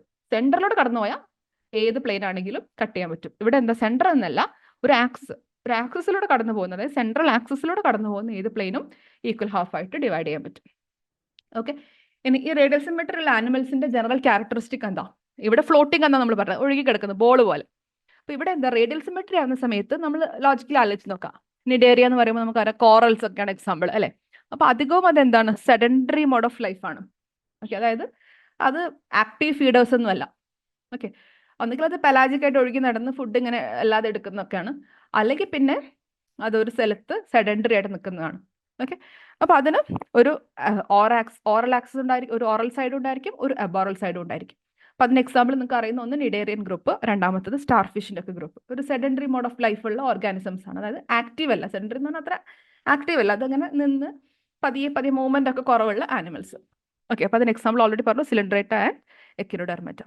അപ്പോൾ എക്കിനോഡെർമറ്റയുടെ കേസിൽ ഒരു പെൻഡാമറസ് സിമെട്രി നമുക്ക് സ്റ്റാർ ഫിഷിന്റെ കേസിൽ കാണാം. പെൻഡാമറസ് എന്ന് പറഞ്ഞാൽ 5 സൈഡിലോട്ട് കാണാം. എക്കിനോഡെർമറ്റയുടെ ഗ്രൂപ്പിലല്ലാത്ത ഈ കുക്കുംബർ പോലുള്ള ഗ്രൂപ്പുകളുണ്ട്, അതിൽ നമുക്കൊരു സിലിണ്ടർ സ്ട്രക്ചർ ആണ്. അപ്പൊ അവിടെ അങ്ങനെ അല്ലാതെ ആ പ്ലെയിനിലൂടെ പാസ് ചെയ്യുന്നത്, സെൻട്രൽ ആക്സിസിലൂടെ പാസ് ചെയ്യുന്ന ഏത് പ്ലെയിൻ കട്ട് ചെയ്താലും നമുക്ക് ഈക്വൽ ഹാഫ് ആയിട്ട് കിട്ടും. That is regarding radial symmetry. ഇനി റേഡിയൽ കഴിഞ്ഞ് കുറച്ചും കൂടെ മുന്നോട്ട് വരികയാണ്. ഓക്കെ, അതിനെ പറയുന്ന പേരാണ് biradial symmetry. Okay, biradial എന്ന് പറഞ്ഞാൽ 2 പ്ലെയിൻ മാത്രമേ ഉള്ളൂ. നമ്മൾ നേരത്തെ പറഞ്ഞ എത്ര പ്ലെയിനും, ഓക്കെ, ജസ്റ്റ് ഒറ്റ കണ്ടീഷനുള്ളൂ, സെൻട്രൽ ആക്സിസിലൂടെ പാസ് ചെയ്യണം. ഓറൽ അബോറൽ ആക്സിസിലൂടെ പാസ് ചെയ്യുന്ന ഏത് പ്ലെയിനിലൂടെയും നമുക്ക് ഈക്വൽ ആയിട്ട് കട്ട് ചെയ്യാം. ഓക്കെ, ബൈ റേഡിയൽ എന്ന് പറയുമ്പോൾ അങ്ങനെ ഏത് പ്ലെയിനും പറ്റില്ല, 2 പ്ലെയിൻ മാത്രമേ ഉണ്ടാവൂ. ഓക്കെ, അതെങ്ങനെയാ വരുന്നത്, ഇപ്പോൾ ഒരു എക്സാമ്പിൾ കാണിക്കുകയാണെങ്കിൽ ടീനോഫോറ ഗ്രൂപ്പ് എടുക്കാം. ഓക്കെ, അപ്പോൾ ടീനോഫോറയ്ക്ക് 2 സൈഡിലും ടെൻഡക്കിൾസ് ഉണ്ട്. ഓക്കെ, ഇവിടെയും ടെൻഡക്കിൾസ് ഉണ്ട്, ഇവിടെയും ടെൻഡക്കിൾ ഉണ്ട്. ഞാൻ ജസ്റ്റ് ഒരു ടെൻഡക്കിൾ എക്സാമ്പിളിന് കാണിച്ചു എന്നേ ഉള്ളൂ കേട്ടോ. ഇനി എന്ത് ചെയ്യാം, നമ്മൾ ഒരു ആക്സിസ് എടുക്കുന്നു. ഓക്കെ, ഞാൻ ഈ ബ്ലൂ കളറിൽ പ്ലെയിനിൽ കട്ട് ചെയ്യാന്ന് വിചാരിക്കും. ഓക്കെ, ഞാൻ ഇങ്ങനെ ഒരു പ്ലെയിനിൽ കട്ട് ചെയ്താൽ ഇവിടെയും ഒരു സൈഡ് ഉണ്ടായിരിക്കും, ഇവിടെയും ഒരു സൈഡ് ഉണ്ടായിരിക്കും, രണ്ടും എക്സാക്ട്ലി സെയിം ആണല്ലോ അല്ലെ. ഇനി ഞാൻ വേറൊരു ആക്സിസ് കട്ട് ചെയ്യണം. ഓക്കെ, ഇങ്ങനെ ഒരു പ്ലെയിനിൽ കട്ട് ചെയ്യാണ്. ഓക്കെ, ഇങ്ങനെ ഒരു പ്ലെയിനിൽ കട്ട് ചെയ്യുമ്പോഴും ഇവിടെയും സെയിം ആണ്, ഇവിടെയും സെയിം ആണ് അല്ല. ആ ടെൻഡക്കിൾസിന്റെ മിഡിലൂടെയും കൂടി പാസ് ചെയ്യുന്ന വേറൊരു പ്ലെയിൻ എടുത്തു, അപ്പോഴും എനിക്ക് ഈക്വൽ ആയിട്ട് 2 സൈഡ് കിട്ടി. ഈ 2 പ്ലെയിൻ മാത്രമല്ലേ ഉള്ളൂ ഇതിന് പോസിബിലിറ്റി ആയിട്ട്. ഒന്നുകിൽ എനിക്ക് ട്രാൻസ്വേഴ്സ്, അതായത് ഇങ്ങനെ കുത്തനെ കട്ട് ചെയ്യാം, അല്ലെങ്കിൽ ഇങ്ങനെ വെർട്ടിക്കലിയും ലോഞ്ചിറ്റ്യൂഡിലെയും 2 രീതിയിൽ മാത്രം കട്ട് ചെയ്യാൻ പറ്റുള്ളൂ അല്ലെ, ഒന്നിങ്ങനെയും ഒന്നിങ്ങനെയും. അപ്പൊ ഈ 2 പ്ലെയിൻ മാത്രമേ ഇതിന് പോസിബിൾ ആയിട്ടുള്ളൂ. അങ്ങനെയുള്ള സിമെട്രിനെ വിളിക്കുന്ന പേരാണ് ബൈ റേഡിയൽ സിമെട്രി. അതായത് മുഴുവൻ റേഡിയൽ സിമെട്രിയുടെ ഗുണങ്ങളും കിട്ടുന്നില്ല, ജസ്റ്റ് 2 പ്ലെയിൻ മാത്രമേ ഉള്ളൂ, ബൈ 2 പ്ലെയിൻ മാത്രമേ ഉള്ളൂ. ഓക്കെ, സോ 2 പ്ലെയിൻസ് ഓഫ് സിമെട്രിയാണ് നമുക്ക് ഇവിടെ കാണാൻ പറ്റുക. അപ്പൊ അതെന്താ, പതിയെ ട്രാൻസിഷൻ നടന്നു വരികയാണ്, റേഡിയൽ സിമെട്രിയിൽ നിന്നും പതിയെ ബൈലാറ്ററലിലേക്ക് പോയിക്കൊണ്ടിരിക്കുകയാണ്. ഓക്കെ, അതുകൊണ്ടാണ് അങ്ങനെ 2 പ്ലെയിൻസ് മാത്രം നമുക്ക് കിട്ടുന്നത്. ഓക്കെ, അപ്പൊ അതിന് എക്സാമ്പിൾ എന്താണ്, കോംബ് ജെല്ലീസ്, സി അനിമോൺസ് ഒക്കെയാണ്. ചില സി അനിമോൺസ് എക്സാക്ട്ലി അത് വരണമെന്നില്ല, ഇത് നിങ്ങൾ എടുക്കണ്ട, അത് കുറച്ച് കൺഫ്യൂസിംഗ് ആണ്. ചില സി അനിമോൺസ് എന്ന് പറയുമ്പോൾ സി അനിമോൺസ് കൊടുക്കണ്ട, കോംബ് ജെല്ലീസ് എന്ന് കൊടുത്താൽ മതി, അല്ലെങ്കിൽ ടീനോഫോറയിൽ ആണ് നമുക്ക് ഈ ബൈ റേഡിയൽ സിമെട്രി കാണാൻ പറ്റുക. ഓക്കെ, ഇനി ഫൈനലി ലാസ്റ്റ് നമ്മൾ ഹ്യൂമൻസ് ഒക്കെ വരുന്ന അഡ്വാൻസ്ഡ് ആയിട്ടുള്ള ഗ്രൂപ്പിനെയാണ് നമുക്ക് ബൈലാറ്ററൽ സിമെട്രി കാണാൻ പറ്റുക. ഓക്കെ, അപ്പം ഈ ബൈറേഡിയൽ സിമെട്രി വരാൻ കാരണം എന്താ, ടെൻഡക്കിൾസ് ഫോം ചെയ്തു അല്ലെ. ടെൻഡക്കിൾസ് ഫോം ചെയ്യുക എന്ന് പറയുമ്പോൾ കുറച്ചും കൂടെ അതിന്റെ നെർവസ് സിസ്റ്റം ഒക്കെ ഒന്ന് ആക്റ്റീവ് ആയിട്ട് വരികയാണ്. അപ്പൊ അതുകൊണ്ട് കുറച്ചും കൂടി അഡ്വാൻസ്ഡ് ആയിട്ട് മാറി. വെറും ഒരു സെഡൻഡറി ലൈഫ് ആയിരുന്ന നമ്മുടെ സിലിണ്ടറേറ്റയിൽ നിന്ന് കുറച്ചും കൂടി അഡ്വാൻസ്ഡ് ആയിട്ട് ടെൻഡക്കിൾസ് ഒക്കെ ഫോം ചെയ്തു. ഇനി നെക്സ്റ്റ് ലെവലിലോട്ട് വരികയാണ്, that is bilateral symmetry. Bilateral symmetry ആകുമ്പോൾ അതൊരു ഷേപ്പ് വീണ്ടും മാറി. ഓക്കെ, ഷേപ്പ് ഒരു ഇലോങ്ങേറ്റഡ് സ്ട്രക്ചർ ആയിട്ട് മാറുകയാണ്. ഇവിടെ ആകെ ഒരൊറ്റ പ്ലെയിനേ ഉള്ളൂ കട്ട് ചെയ്യാൻ വേണ്ടിയിട്ട്, ഈക്വൽ ഹാഫ് ആയിട്ട് കട്ട് ചെയ്യാൻ വേണ്ടി. ഹ്യൂമൻ്റെ കേസാണെങ്കിൽ കൃത്യമായിട്ട് ഒരൊറ്റ പ്ലെയിനിൽ മാത്രമേ നമുക്ക് ഈക്വൽ ഹാഫ് ആയിട്ട് കട്ട് ചെയ്യാൻ പറ്റൂ. Okay, and that plane is known as median longitudinal plane. അതായത് നമുക്ക് ലോഞ്ചിറ്റ്യൂഡലിൽ മാത്രമേ കട്ട് ചെയ്യാൻ പറ്റൂ. ഹ്യൂമൻ എങ്ങനെ ട്രാൻസ്വേഴ്സിൽ കട്ട് ചെയ്ത ഈക്വൽ ഹാഫ് കിട്ടുമോ? ഇല്ല. ഇവിടെ നിങ്ങൾക്ക് നോക്കി കാണാം, ഏത് ഡയഗ്രാം വേണമെങ്കിൽ നിങ്ങൾക്ക് കൊടുക്കട്ടെ. ഇനി ഒരു ഹ്യൂമൻ ജസ്റ്റ് സ്ട്രക്ചർ വരച്ച് കൊടുത്താലും കുഴപ്പമില്ല, ഒരു ഔട്ട്ലൈൻ വരച്ച് കൊടുത്താലും കുഴപ്പമില്ല. ഇവിടെ നിങ്ങൾക്ക് നോക്കി കാണാം, നമുക്ക് ഇങ്ങനെ കട്ട് ചെയ്താൽ നമുക്ക് ഒരു പോർഷൻ ഹെഡും ഒരു പോർഷൻ ടെയിലും ആയിരിക്കും. അപ്പോൾ അത് ഈക്വൽ ഹാഫ് അല്ല. ഈക്വൽ ഹാഫ് ആവണമെങ്കിൽ ആകെ നമുക്ക് ട്രാൻസ്വേഴ്സിൽ ഇങ്ങനെ ലോഞ്ചിറ്റ്യൂഡൽ പ്ലെയിൻ മാത്രമേ, ട്രാൻസ്വേഴ്സ് പ്ലെയിനിൽ കട്ട് ചെയ്യാൻ പറ്റില്ല, ഇങ്ങനെ ഒരു ലോഞ്ചിറ്റ്യൂഡൽ പ്ലെയിൻ മാത്രമേ നമുക്ക് കട്ട് ചെയ്യാൻ പറ്റുള്ളൂ. ഓക്കെ, അപ്പോൾ ആ പ്ലെയിനിനെ നമ്മൾ മീഡിയൻ സജൈറ്റൽ പ്ലെയിൻ എന്ന് വിളിക്കും. നിങ്ങൾക്ക് ഏത് പേര് വേണമെങ്കിലും കൊടുക്കാം. അപ്പോൾ മീഡിയൻ സജൈറ്റൽ പ്ലെയിൻ നിങ്ങൾ ഏതെങ്കിലും ബുക്കിലോ ഏതെങ്കിലും ഡയഗ്രത്തിൽ കണ്ട വേറെ ഒന്നും വിചാരിക്കരുത്. ഈ സജൈറ്റൽ പ്ലെയിൻ എന്ന് പറഞ്ഞാൽ എന്താ? റൈറ്റും ലെഫ്റ്റും ഒക്കെ ഡിവൈഡ് ചെയ്യാൻ പറ്റുന്ന പ്ലെയിൻ. ഇപ്പം എനിക്ക് റൈറ്റ് ലെഫ്റ്റ് ഈ ഭാഗത്ത് നിന്ന് വേണമെങ്കിൽ കട്ട് ചെയ്യാം, അല്ലെങ്കിൽ ഇവിടെ നിന്ന് കട്ട് ചെയ്യാം, അല്ലെങ്കിൽ കറക്റ്റ് മിഡിൽ നിന്ന് കട്ട് ചെയ്യാം, പല സ്ഥലത്ത് നിന്ന് അല്ലേ. അപ്പോൾ ഇവിടെ നിന്ന് ഇങ്ങനെ കട്ട് ചെയ്യാം, ഇവിടെ നിന്ന് ഇങ്ങനെ കട്ട് ചെയ്യാം, ഇവിടെ നിന്നൊക്കെ റൈറ്റും ലെഫ്റ്റും ആക്കി കട്ട് ചെയ്യാൻ പറ്റും ഓർഗാനിസത്തിന്. പക്ഷെ കൃത്യമായിട്ട് നമുക്ക് രണ്ടാക്കി ഡിവൈഡ് ചെയ്യണം. മിറർ ഇമേജ് ഉണ്ടാക്കണമെങ്കിൽ എന്ത് പറ്റണം? മിഡിലൂടെ തന്നെ റൈറ്റും ലെഫ്റ്റും ആയിട്ട് കട്ട് ചെയ്യണം. അല്ല, അതായത് മിഡിലൂടെ റൈറ്റും ലെഫ്റ്റും ആക്കി കട്ട് ചെയ്യാൻ പറ്റുന്ന പ്ലെയിനിനെയാണ് നമ്മൾ മീഡിയൻ സജൈറ്റൽ പ്ലെയിൻ എന്ന് വിളിക്കാം. ഓക്കെ, ഇപ്പം മീഡിയൻ സജൈറ്റൽ പ്ലെയിൻ എന്ന് പറഞ്ഞാൽ റൈറ്റും ലെഫ്റ്റും ആക്കുന്നു, മിഡിലൂടെ പാസ് ചെയ്യണം. That is median sagittal plane. Okay, അപ്പോൾ ഇവിടെ ഒരു ആൻറ്റീരിയർ ഭാഗം ഉണ്ടായിരിക്കും, ഒരു പോസ്റ്റീരിയർ ഭാഗം ഉണ്ടായിരിക്കും. നേരത്തെ ഇങ്ങനെയൊന്നും പറയണ്ടായിരുന്നില്ല, നമ്മൾ ജസ്റ്റ് ഓറൽ എബോറൽ എന്നൊക്കെ പറഞ്ഞിട്ടുള്ളൂ. ഇവിടെ ആൻറ്റീരിയർ, പോസ്റ്റീരിയർ, ഡോർസൽ, വെൻട്രൽ എന്നൊക്കെ കൃത്യമായിട്ട് നമുക്ക് പറയാൻ പറ്റുന്നുണ്ട്. കാരണം ഓരോന്നും സ്പെഷ്യൽ ആയിട്ടുള്ള ഭാഗങ്ങളായിട്ട് ഫോം ചെയ്യാൻ തുടങ്ങി. ഓക്കെ, അപ്പോൾ ആ മീഡിയൻ ലോഞ്ചിറ്റ്യൂഡൽ പ്ലെയിൻ എന്ന് എഴുതുന്നതിന് പകരം നമുക്ക് കുറച്ചും കൂടെ സ്പെസിഫിക് ആയിട്ട് എന്ത് എഴുതാൻ പറ്റും? Median sagittal plane. ഇപ്പോൾ ലോഞ്ചിറ്റ്യൂഡൽ നേരത്തെ ആ സെയിം വാക്ക് ഉപയോഗിച്ചുകൊണ്ട് ഇവിടെയും ലോഞ്ചിറ്റ്യൂഡൽ എന്ന് കൊടുത്തേ ഉള്ളൂ, കുഴപ്പമില്ല. കുറച്ചും കൂടെ സ്പെസിഫിക്കലി നമ്മൾ റൈറ്റ് ലെഫ്റ്റ് എന്ന് കാണിക്കാൻ വേണ്ടിയിട്ട് എന്ത് കൊടുക്കുന്ന നല്ലത്? Median sagittal plain. സജൈറ്റൽ എന്ന് പറഞ്ഞാൽ റൈറ്റും ലെഫ്റ്റും ആക്കി ഡിവൈഡ് ചെയ്യുന്ന പ്ലെയിൻ. ഇപ്പോൾ നമുക്ക് രണ്ട് സൈഡ് കിട്ടി, ഒന്ന് റൈറ്റ് സൈഡും ഒന്ന് ലെഫ്റ്റ് സൈഡും. ഹയർ ലെവൽ ഓഫ് ആനിമൽസിലാണ് നമുക്ക് ബൈലാറ്ററൽ സിമെട്രി കാണാൻ പറ്റും. ഓക്കെ, അപ്പോൾ അതിനെ കാണിക്കുന്ന ഡയഗ്രാം ഉണ്ട്, നിങ്ങൾക്ക് ഏതാ കൊടുക്കാൻ എളുപ്പം അത് കൊടുക്കാം. ഓക്കെ, അപ്പോൾ ഇവിടെ നോക്കുകയാണെങ്കിൽ ഇവിടെ മാത്രമേ നമുക്ക് എന്തുള്ളൂ? ഒരു ഡോർസൽ സൈഡ്, ഒരു വെൻട്രൽ സൈഡ് എന്നൊക്കെ പറഞ്ഞ് വരുന്നില്ല മീനിങ് ഉള്ളൂ. കാരണം ആ ഒരു റൈറ്റ് ലെഫ്റ്റ് ഡിഫറൻസ് ഒന്നുമില്ല, ഡോർസൽ വെൻട്രൽ ഡിഫറൻസ് ഒന്നും ഉണ്ടായിരുന്നില്ല നേരത്തെ. ജസ്റ്റ് ഒരു സ്പെറിക്കൽ സ്ട്രക്ചേഴ്സ് അല്ലെങ്കിൽ അസിമെട്രിക്കൽ സ്ട്രക്ചേഴ്സേ മുന്നേ ഉണ്ടായിട്ടുണ്ടായിരുന്നുള്ളൂ. ഓക്കെ, ഇനി വേണമെങ്കിൽ റേഡിയേറ്റർ ബൈലാറ്ററൽ ഡിഫറൻസ് ഒക്കെ ചോദിക്കാം. ഇപ്പോൾ പറഞ്ഞ കാര്യം തന്നെ ജസ്റ്റ് ടേബിൾ ആക്കി കൊടുത്തേ ഉള്ളൂ. റേഡിയേറ്റർ എന്ന് പറയുമ്പോൾ റേഡിയൽ സിമെട്രി ആണ്. ജസ്റ്റ് ഒറ്റ കണ്ടീഷനേ ഉള്ളൂ, സെൻട്രൽ ലോഞ്ചിറ്റ്യൂഡൽ ആക്സിസിലൂടെ പാസ് ചെയ്യുന്ന എനി പ്ലെയിൻ. ഇവിടെയാണെങ്കിൽ ആകെ ഒരു പ്ലെയിനേ ഉള്ളത്, എന്താണ്? മീഡിയൻ ലോഞ്ചിറ്റ്യൂഡൽ പ്ലെയിൻ അല്ലെങ്കിൽ മീഡിയൻ സജൈറ്റൽ പ്ലെയിൻ. ഓക്കെ, പിന്നെ ഒരു സെഡൻറ്ററി മോഡ് ഓഫ് ലൈഫ് ആണ്. ഇവിടെ അങ്ങനെയാണോ? അല്ല, നമുക്ക് കൃത്യമായിട്ട് റൈറ്റ് സൈഡിലും കൈയുണ്ട്, ലെഫ്റ്റ് സൈഡിലും കൈയുണ്ട്. എന്തിനാ അങ്ങനെ തന്നെ? ആക്റ്റീവായിട്ട് ഫീഡ് ചെയ്യാൻ വേണ്ടിയിട്ട്, ആക്റ്റീവായിട്ടുള്ള പ്രോസസ്സിൽ ഇൻവോൾവ് ചെയ്യാൻ വേണ്ടിയിട്ടുമാണ്. ഓക്കെ, ഇവിടെ മോസ്റ്റ്ലി ട്രിപ്ലോബ്ലാസ്റ്റിക് കണ്ടീഷൻ ആണ്. ഇവിടെ മോസ്റ്റ്ലി പ്രിമിറ്റീവ് ആണ്, ഡിപ്ലോബ്ലാസ്റ്റിക് കണ്ടീഷൻസ് ആണ് കാണാൻ പറ്റുക. ഓക്കെ, എല്ലാം ആണെന്നല്ല, മോസ്റ്റ്ലി. കാരണം നമ്മൾ മുന്നേ പറഞ്ഞു എക്വിനോഡെർമറ്റ് ഒക്കെ എവിടെയാണ് വരുന്നത്? റേഡിയേറ്റയിലാണ് വരുന്നത്. അത് എക്വിനോഡെർമറ്റ് എപ്പോഴും ഒരു എക്സെപ്ഷൻ കേസാണ്, ജസ്റ്റ് ഓർത്ത് വെക്കാം. ഓക്കെ, അപ്പോൾ അതാണ് റേഡിയേറ്റയുടെയും ബൈലാറ്ററയുടെയും ഡിഫറൻസ്.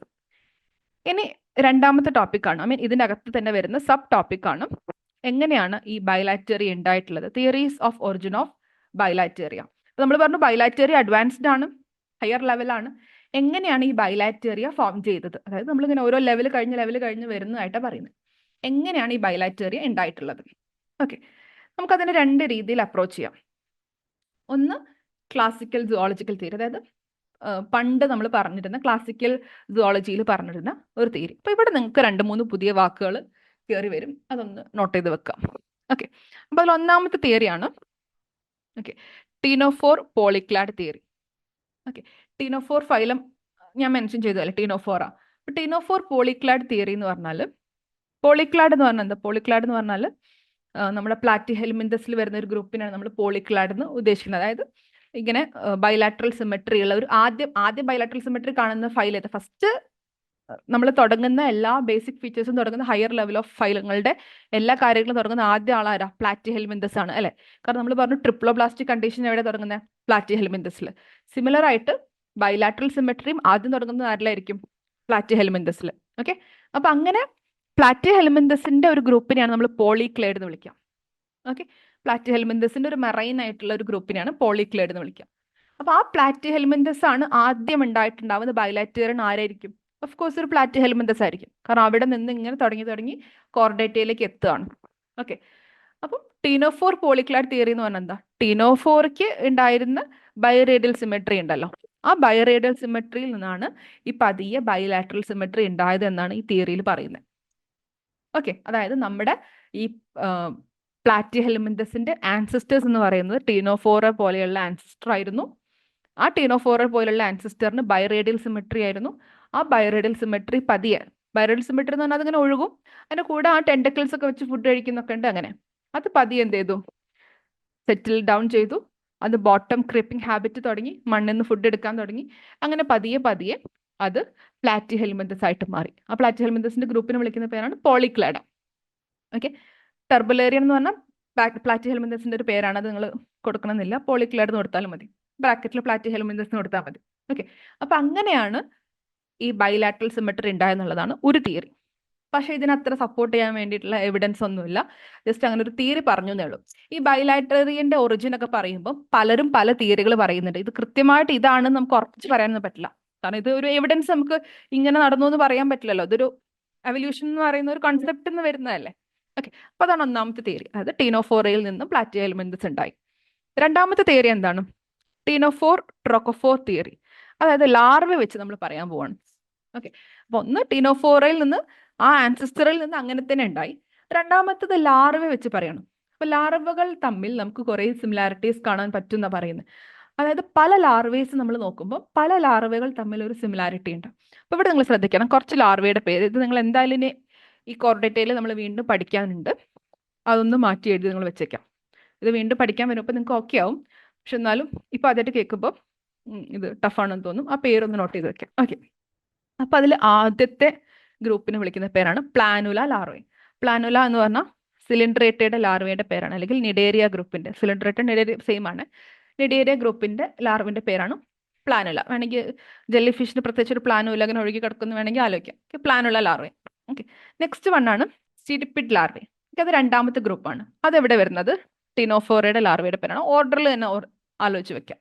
മൂന്നാമത്തെ കേസാണ് Muller's larvae. M4 Muller's larvae എന്ന് പറയുമ്പോൾ മൂന്നാമത്തെ ഗ്രൂപ്പ് പ്ലാറ്റി ഹെൽമിന്തസിന്റെ ഗ്രൂപ്പാണ്. ഓക്കെ, മൂന്നാമത്തെ ഗ്രൂപ്പ് പ്ലാറ്റി ഹെൽമിന്തസ്. അവസാനം ട്രോക്കോഫോർ ലാർവ. ഇത് നമുക്ക് ഡീറ്റെയിൽ ആയിട്ട് പഠിക്കാനുള്ള ലാർവയാണ്, വെരി ഇമ്പോർട്ടൻറ്റ് ലാർവയാണ് ട്രോക്കോഫോർ ലാർവ. ട്രോക്കോഫോർ ലാർവ ആരുടെ ലാർവയാണ്? അനലിഡ. ചില മൊളസ്കയിലും ട്രോക്കോഫോർ ലാർവയെ കാണുന്നുണ്ട്. ഓക്കെ, അപ്പൊ 4 ലാർവയുടെ, കാരണം നമ്മുടെ ആൻസർ നമ്മൾ കുറച്ച് സയന്റിഫിക് ആക്കി കൊടുക്കുകയാണ്. 15 മാർക്കിന് ചോദിച്ച ക്വസ്റ്റ്യൻ ആണ്. അപ്പൊ നമ്മൾ വെറുതെ എഴുതുന്നതിന് പകരം നമ്മൾ വാലിഡേറ്റ് ചെയ്യണം പ്രോപ്പർ ആയിട്ട് എക്സാമ്പിൾ കൊടുത്തിട്ട്. അപ്പൊ അത് നമ്മൾ പറഞ്ഞു ടീനോഫോറിൽ നിന്ന് എങ്ങനെയോ ബോട്ടം ക്രീപ്പ് ചെയ്ത് നമ്മൾ എങ്ങനെയോ പ്ലാറ്റി ഹെൽമിന്തസ് ആയി. അപ്പൊ അതിന് പ്രത്യേകിച്ച് ഒരു എക്സാമ്പിൾ ഒന്നും പറയാനില്ല, ജസ്റ്റ് ഓക്കെ ഇങ്ങനെ ഉണ്ടായി എന്ന് പറയുന്നേ ഉള്ളൂ. രണ്ടാമത്തെ നമ്മൾ ലാർവകൾ ഓരോന്നോരോന്ന് എടുത്ത് പറയാം. അതായത് പ്ലാനുള എന്ന് പറയുന്ന ലാർവയുണ്ട്, സിഡിപ്പിഡ് എന്ന ലാർവയുണ്ട് ടീനോഫോറയ്ക്ക്, അതുപോലെ മുള്ളേഴ്സ് എന്ന് പറയുന്ന ലാർവയുണ്ട് പ്ലാറ്റി ഹെൽമിന്തസിന്.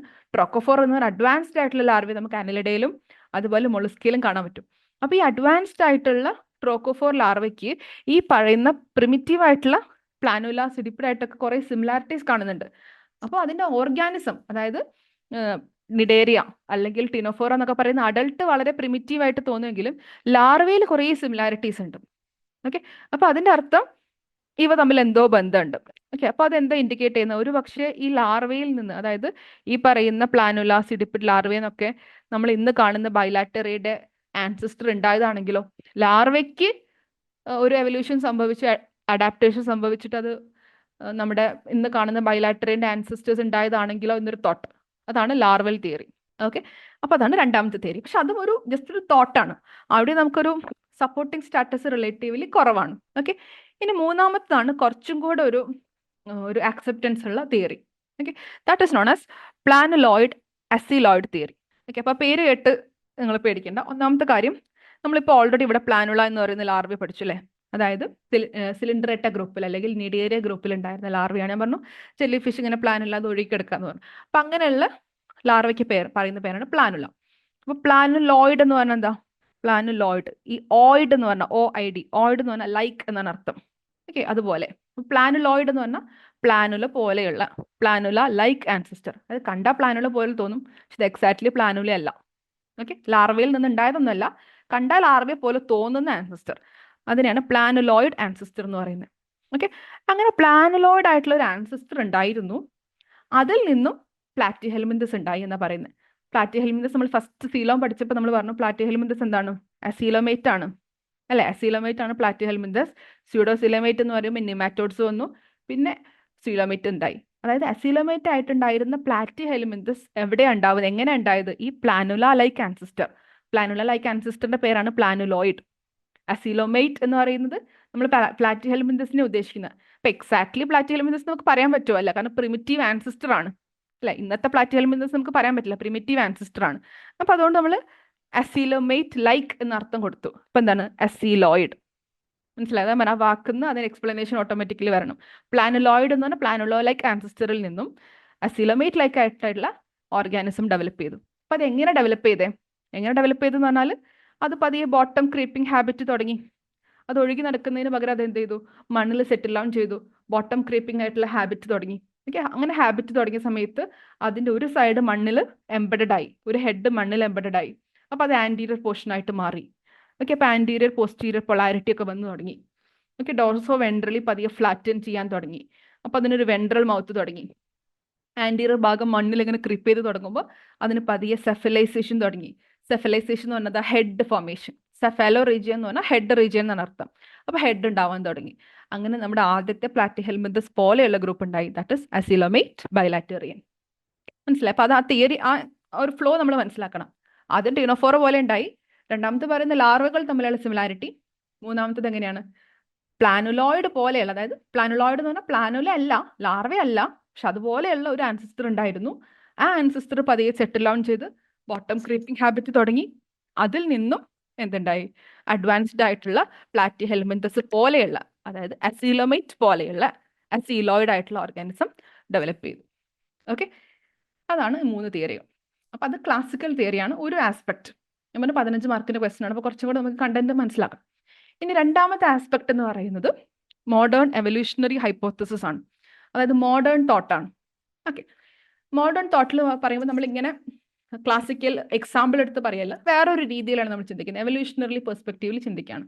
ഓക്കെ, അപ്പൊ അവർ പറയുന്ന എക്സാമ്പിൾസ് എന്താ? ഒന്ന് കാംബ്രിയൻ എക്സ്പ്ലോഷൻ.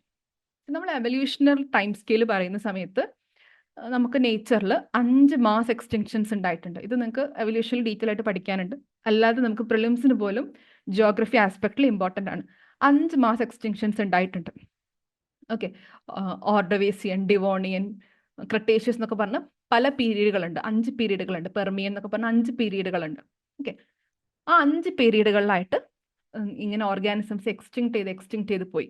അങ്ങനെ എക്സ്റ്റിങ്ക്ട് ചെയ്ത് പോയപ്പോഴാണ് നമ്മുടെ ഇവിടുന്ന് ഡിനോസേഴ്സ് ഒക്കെ എക്സ്റ്റിങ്ക്ട് ആയി പോയത്.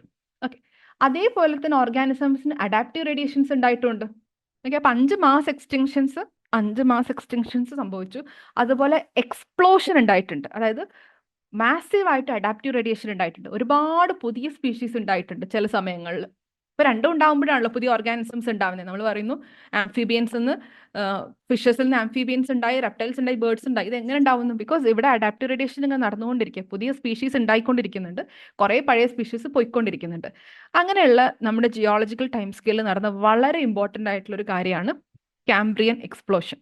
ഓക്കെ, കാംബ്രിയൻ എന്ന് പറഞ്ഞൊരു പീരീഡ് ഉണ്ട്. അതായത് നമ്മൾ ജിയോളജിക്കൽ ടൈം സ്കെയിലിന് ഡീറ്റെയിൽ ആയിട്ട് എവല്യൂഷനിൽ നമ്മൾ പഠിക്കും. ജസ്റ്റ് മനസ്സിലാക്കാം, ജിയോളജിക്കൽ ടൈം സ്കെയിലിൽ നമ്മൾ കുറേ ഇയോൺസ്, എപ്പോക്ക്, എറ എന്നൊക്കെ പറഞ്ഞ് കുറേ ടൈമായി തിരിച്ചിട്ടുണ്ട്. നമ്മളൊരു വർഷത്തിന് കുറെ മാസങ്ങൾ, ആഴ്ചകൾ, ദിവസങ്ങൾ എന്നൊക്കെ പറയുന്ന പോലെ ഇങ്ങനെ പല ഡിവിഷൻസ് ഉണ്ട്. ഓക്കെ, അതിൽ ഇറയെ നമ്മൾ വീണ്ടും ഡിവൈഡ് ചെയ്തിട്ട് കുറച്ച് പീരീഡുകളാക്കി മാറ്റിയിട്ടുണ്ട്. ജസ്റ്റ് നമ്മളൊരു വർഷം, കുറെ മന്തുകൾ, കുറെ വീക്കുകൾ, കുറെ ഡേയ്സ്, അതുപോലെ. ഓക്കെ, ഇതിൽ വരുന്ന വൺ ഓഫ് ദി പീരീഡിന്റെ പേരാണ് കാംബ്രിയൻ. ഇതൊന്നും നിങ്ങൾ ഇവിടെ എഴുതണ്ട, ജസ്റ്റ് മനസ്സിലാക്കാൻ വേണ്ടി പറഞ്ഞു എന്നേ ഉള്ളൂ. അപ്പൊ അങ്ങനെ കാംബ്രിയൻ പീരീഡിൽ നടന്ന ഒരു എക്സ്പ്ലോഷൻ, ഒരു അഡാപ്റ്റീവ് റേഡിയേഷന്റെ ഫലമായിട്ട് കുറേ പുതിയ ആനിമൽസ് ഉണ്ടായിട്ടുണ്ടായി. ആ ആനിമൽസിന് കുറേ പുതിയ ഫീഡിങ് സ്ട്രാറ്റജീസ് ഉണ്ടായി, പുതുതായിട്ട് കുറേ ലോക്കോമോഷൻ ഒക്കെ വന്നു. അങ്ങനെ റേഡിയേറ്റ ഗ്രൂപ്പിൽ നിന്ന് മാറിയിട്ട് ബൈലാറ്റേറിയൻസ് ഉണ്ടായി എന്നുള്ളതാണ് ഒരു തിയറി. ഓക്കെ, ഇനി രണ്ടാമത്തത് പറയുന്നത് നമ്മൾ അവിടെ പറഞ്ഞ ലാർവൽ എവല്യൂഷൻ പോലെ തന്നെ ഇവിടെയും പറയുന്നുണ്ട്. അതായത് ഈ ലാർവൈസ് പല കോംപ്ലക്സ് ബിഹേവിയേഴ്സ് ഉണ്ടായിരുന്നു. ഓക്കെ, അത് ഓരോ പുതിയ സാഹചര്യങ്ങൾ അനുസരിച്ച്, അല്ലെ, ഓരോ ഡിമാൻഡിങ് സിറ്റുവേഷൻസ് ഡിഫറെൻ്റ് ആയിരിക്കും. കാരണം അന്നത്തെ എർത്തിന്റെ സാഹചര്യം, അന്നുണ്ടായിരുന്ന ആനിമൽസ്, അന്നുണ്ടായിരുന്ന ഓഷൻ കണ്ടീഷൻ ഒക്കെ ഡിഫറെൻ്റ് ആണ്. അപ്പൊ അതിനനുസരിച്ച് പുതിയ എക്കോളജിക്കൽ നിഷസ് തേടിക്കൊണ്ടിരുന്നു.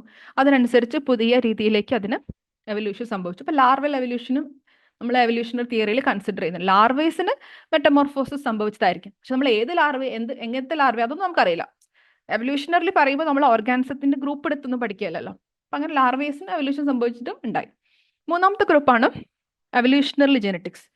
എവല്യൂഷണറി ജെനറ്റിക്സ് എന്നാൽ കുറച്ച് അഡ്വാൻസ്ഡ് ആയിട്ട്, കാരണം മോളിക്കുലർ എവല്യൂഷണറി ഹൈപ്പോത്തസിസ് എന്ന് പറയുമ്പോൾ നമ്മൾ എവല്യൂഷണറി പെർസ്പെക്റ്റീവ് നോക്കുന്നുണ്ട്, മോളിക്കുലർ ജെനറ്റിക്കൽ ലെവലും നോക്കുന്നുണ്ട്. ഓക്കെ, അതായത് നമ്മുടെ ബോഡിക്കൊക്കെ അകത്ത് ഹോക്സ് ജീൻ എന്നൊക്കെ പറയുന്ന ഒരു ജീൻ ഉണ്ട്. നമ്മൾ ഇതിന് ഡെവലപ്മെന്റ് ബയോളജിയിൽ പഠിക്കും. ജസ്റ്റ് മനസ്സിലാക്കാം, ഹോക്സ് ജീൻ എന്ന് പറഞ്ഞാൽ നമ്മുടെ കണ്ണ് തലൻ്റെ ഇവിടെ തന്നെ കണ്ണുണ്ടാവണം, മൂക്ക് ഇവിടെ തന്നെ ഉണ്ടാവണം, അതിൻ്റെ പൊസിഷൻ ഒന്നും മാറാൻ പാടില്ല അല്ലേ. ഓരോ ഓർഗൻസിനും ഓരോ സ്ഥലങ്ങളുണ്ട്, അത് തീരുമാനിക്കുന്നത് നമ്മുടെ ബോഡിക്കകത്തുള്ള ഹോക്സ് ജീനുകളാണ്. അതായത് കുറേ ഹോക്സ് ജീൻ സീരീസ് ഉണ്ടായിരിക്കും. ഞാൻ ഇവിടെ H1, H2, H3 എന്നൊക്കെ വിളിക്കുകയാണ്. ഇവ തമ്മിൽ ഇങ്ങനെ ഇന്ററാക്ട് ചെയ്യുന്നുണ്ട്, ഈ ജീനുകളൊക്കെ തമ്മിൽ ഇന്ററാക്ഷൻ ഉണ്ട്. അപ്പോൾ ഇത് തീരുമാനിക്കും, ഓക്കെ കണ്ണിന്റെ പ്ലേസിങ്ങിന് തലയുടെ ഇവിടെ വേണം, ഓക്കെ ഇത് തീരുമാനിക്കും, ഓക്കെ നോസ് നെക്സ്റ്റ് പ്ലേസിൽ വേണം എന്ന് കറക്റ്റായിട്ട് ഇത് തീരുമാനിക്കും. ആ തീരുമാനങ്ങൾ തെറ്റ് സംഭവിക്കുമ്പം ഓർഗാനിസത്തിന് പല മിസ്റ്റേക്സും ഉണ്ടാവും. നിങ്ങൾക്ക് ഡെവലപ്മെന്റ് ബയോളജി പഠിക്കുമ്പോൾ ഞാൻ കാണിച്ചു തരുന്നുണ്ട്. ഇപ്പം ഞാൻ എക്സാമ്പിൾ പറയുകയാണെങ്കിൽ ഒരു ഡ്രോസോഫില എടുത്തു. ഓക്കെ, ആ ഡ്രോസോഫിലയുടെ സെക്കൻഡ് തൊറാക്സിൽ നിന്ന് ഒരു വിങ് വരണം, ഫസ്റ്റ് തൊറാക്സിൽ നിന്ന് ഒരു വിങ് വരണം, സെക്കൻഡ് തൊറാക്സിൽ നിന്നും ഒരു വിങ് വരണം. ഇങ്ങനെ 2 വിങ്സ് ഉണ്ടാവണം എന്നാണ് സപ്പോസ് അതൊരു ഫേറ്റ് എന്ന് വിചാരിക്കാം. ഒരു മിസ്റ്റേക്ക് സംഭവിച്ച് ചിലപ്പോൾ എന്ത് പറ്റും, ഇവിടെ തന്നെ 2 വിങ് ഒന്നിച്ച് വരും. അതായത് ഒറ്റ തൊറാക്സിൽ തന്നെ 2 വിങ് ഒന്നിച്ച് വരാം. അല്ലെങ്കിൽ ഇതിൻ്റെ കണ്ണുണ്ടാവേണ്ട സ്ഥലത്ത് ചിലപ്പോൾ അതിൻ്റെ വേറെ ഏതെങ്കിലും പുതിയ സ്ട്രക്ചർ ഫോം ചെയ്യും. അങ്ങനെ മിസ്റ്റേക്സ് ഒക്കെ ഉണ്ടാവും, ഹോക്സ് ജീൻസിലും മിസ്റ്റേക്ക് ഒക്കെ ഉണ്ടാവുന്ന സമയത്ത്. അപ്പോൾ നമ്മുടെ ബോഡിയിൽ ഏത് ഓർഗൻ എവിടെ എങ്ങനെ ഉണ്ടാവണം എന്നൊക്കെ തീരുമാനിക്കുന്ന ആളാണ്. നമ്മുടെ കൈൻ്റെ വിരലുകൾക്കൊക്കെ കൃത്യമായിട്ടൊരു എണ്ണ ഉണ്ട്, അല്ലെ നമ്മുടെ സ്പൈനൽ കോഡിന് കൃത്യമായിട്ട് എണ്ണ ഉണ്ട്. ആ എണ്ണ ഒക്കെ തീരുമാനിക്കുന്ന ആളാണ് ഈ ഹോക്സ് ജീൻ. ഓക്കെ, അപ്പോൾ അങ്ങനെ പുതിയ പുതിയ ഹോക്സ് ജീൻസ് ഒക്കെ ഉണ്ടായി വന്നപ്പം ഇതിന് കുറേ അഡാപ്റ്റേഷൻസ് പുതിയതായിട്ട് വന്നു. ജീൻ റെഗുലേറ്ററി നെറ്റ്വർക്ക് ഉണ്ടായി, അതായത് ജീനുകളൊക്കെ തമ്മിൽ ഇന്ററാക്ട് ചെയ്ത് പുതിയ പുതിയ സീരീസ് ഫോം ചെയ്യാൻ തുടങ്ങി. ഞാൻ പറഞ്ഞു നമ്മുടെ സ്പൈനൽ കോഡിന് കൃത്യ എണ്ണ ഉണ്ട്, നമ്മുടെ റിബ്സിന് കൃത്യ എണ്ണ ഉണ്ട്, നമ്മുടെ കൈകൾക്ക് കൃത്യം, ഈ ഫാലഞ്ചസ് ഈ ഡിജിറ്റ്സിന് കൃത്യ എണ്ണ ഉണ്ട്. അപ്പോൾ ആ എണ്ണ ഓരോ ഓർഗാനിസത്തിലും, ഇപ്പോൾ അനലിഡേന്റെ ഇത്ര എണ്ണം, മെറ്റാമെരസ് എന്ന് പറയും, സെഗ്മെന്റേഷൻ കൃത്യമായിട്ട് വരാൻ തുടങ്ങി. അങ്ങനെ നമ്മുടെ ബോഡിയിൽ എന്തുണ്ടായി, ആക്സസ് ഫോർമേഷനൊക്കെ കൃത്യമായിട്ട് ഉണ്ടാവാൻ തുടങ്ങി. ഓക്കെ, അങ്ങനെ ഡൈവേഴ്സിഫിക്കേഷൻ സംഭവിച്ചു. അപ്പോൾ ഈ ആസ്പെക്ട് മൂന്നാമത്തെ ആസ്പെക്ട്, അതായത് നമ്മൾ ജെനറ്റിക്സിന്റെ തോട്ടും കൂടെ കൊണ്ടുവരാണ്. ഹോക്സ് ജീൻ, അപ്പോൾ ആൻസർ കുറച്ചും കൂടെ സ്പെസിഫിക് ആയി, അത് ഹോക്സ് ജീൻസും റെഗുലേറ്ററി നെറ്റ്വർക്ക് ഒക്കെ വന്നു. ഇനി മൂന്നാമത്തെന്ന് പറഞ്ഞാൽ എല്ലാം കൂടെ ഒരു കൺവേർജൻസ് നടക്കുന്നുണ്ട്, എവല്യൂഷണറി കൺവേർജൻസ് ഉണ്ട്. നമ്മൾ ഈ പറഞ്ഞ പല കാര്യങ്ങളും ഒന്നിച്ച് വരാം. ഓക്കെ, പല ബോഡി പ്ലാൻസ് ഒരേപോലെ സംഭവിക്കുന്നു, സെഫലൈസേഷൻ, ഹെഡ് ഉണ്ടാവുന്നു, സെഗ്മെന്റേഷൻ, ഇതെല്ലാം കൂടെ ഒന്നിച്ച് സംഭവിക്കാം. എവല്യൂഷണറി കൺവേർജൻസ് ഉണ്ടാവാം. പല ഓർഗാനിസത്തിൽ ഒരേപോലെയുള്ള പല കാര്യങ്ങൾ സംഭവിച്ചിട്ട് ഒരേപോലെയുള്ള ഗ്രൂപ്പുകൾ ഉണ്ടാവാം. അങ്ങനെ ഒരുപാട് പുതിയ ബയലാറ്ററിയൻസ് ഉണ്ടായതായിട്ട് നമുക്ക് കാണാൻ പറ്റും. അങ്ങനെ അഡ്വാൻസ്ഡ് ആയിട്ടുള്ള ബയലാറ്ററിയൻസ് ഉണ്ടായി. ഇതാണ് മോളിക്കുലർ ഹൈപ്പോത്തസിസ്. നമുക്ക് കൺക്ലൂഡ് ചെയ്യാൻ വേണ്ടിയിട്ട് എന്ത് കൊടുക്കാം, സെയിം നോട്ടിലും കൊടുത്തിട്ടുണ്ട്. കൺക്ലൂഡ് ചെയ്യാൻ വേണ്ടിയിട്ട്, അതായത് ഇങ്ങനെ പല തിയറീസ് പറയുന്നുണ്ട് കണ്ടോ. ഇറ്റ്സ് ഇമ്പോർട്ടൻറ്റ് നോട്ട് ദാറ്റ് ഒരുപാട് തിയറീസ് പറയുന്നുണ്ട്. ഒരു തിയറി എന്തല്ല, മ്യൂച്വലി എക്സ്ക്ലൂസീവ് അല്ല. നമ്മൾ മോളിക്കുലർ തിയറി പറഞ്ഞപ്പോൾ അവിടെയും നമ്മൾ ലാർവയുടെ കോൺസെപ്റ്റ് പറഞ്ഞു. അപ്പോൾ ഒന്നും മ്യൂച്വലി എക്സ്ക്ലൂസീവ് ഒന്നുമല്ല, എല്ലാം കോംപ്ലിമെന്റിങ് ആണ്. കാരണം ഇത് ഓരോരോ പ്രപ്പോസൽസ് ആണ്. അപ്പോൾ നമ്മൾ കമ്പാരിറ്റീവ് എംബ്രിയോളജിയും മോളിക്കുലർ ഫൈലോജെനറ്റിക്സും എല്ലാം വെച്ചിട്ട് മാത്രമേ നമുക്ക് ഇതിനെ പെർസീവ് ചെയ്യാൻ പറ്റുള്ളൂ. അല്ലാതെ ഒരു ഒറ്റ സോൾ തിയറിയിലേക്ക് നമ്മൾ ഇതിനെ കൺഫൈൻ ചെയ്യാൻ നമുക്ക് പറ്റില്ല.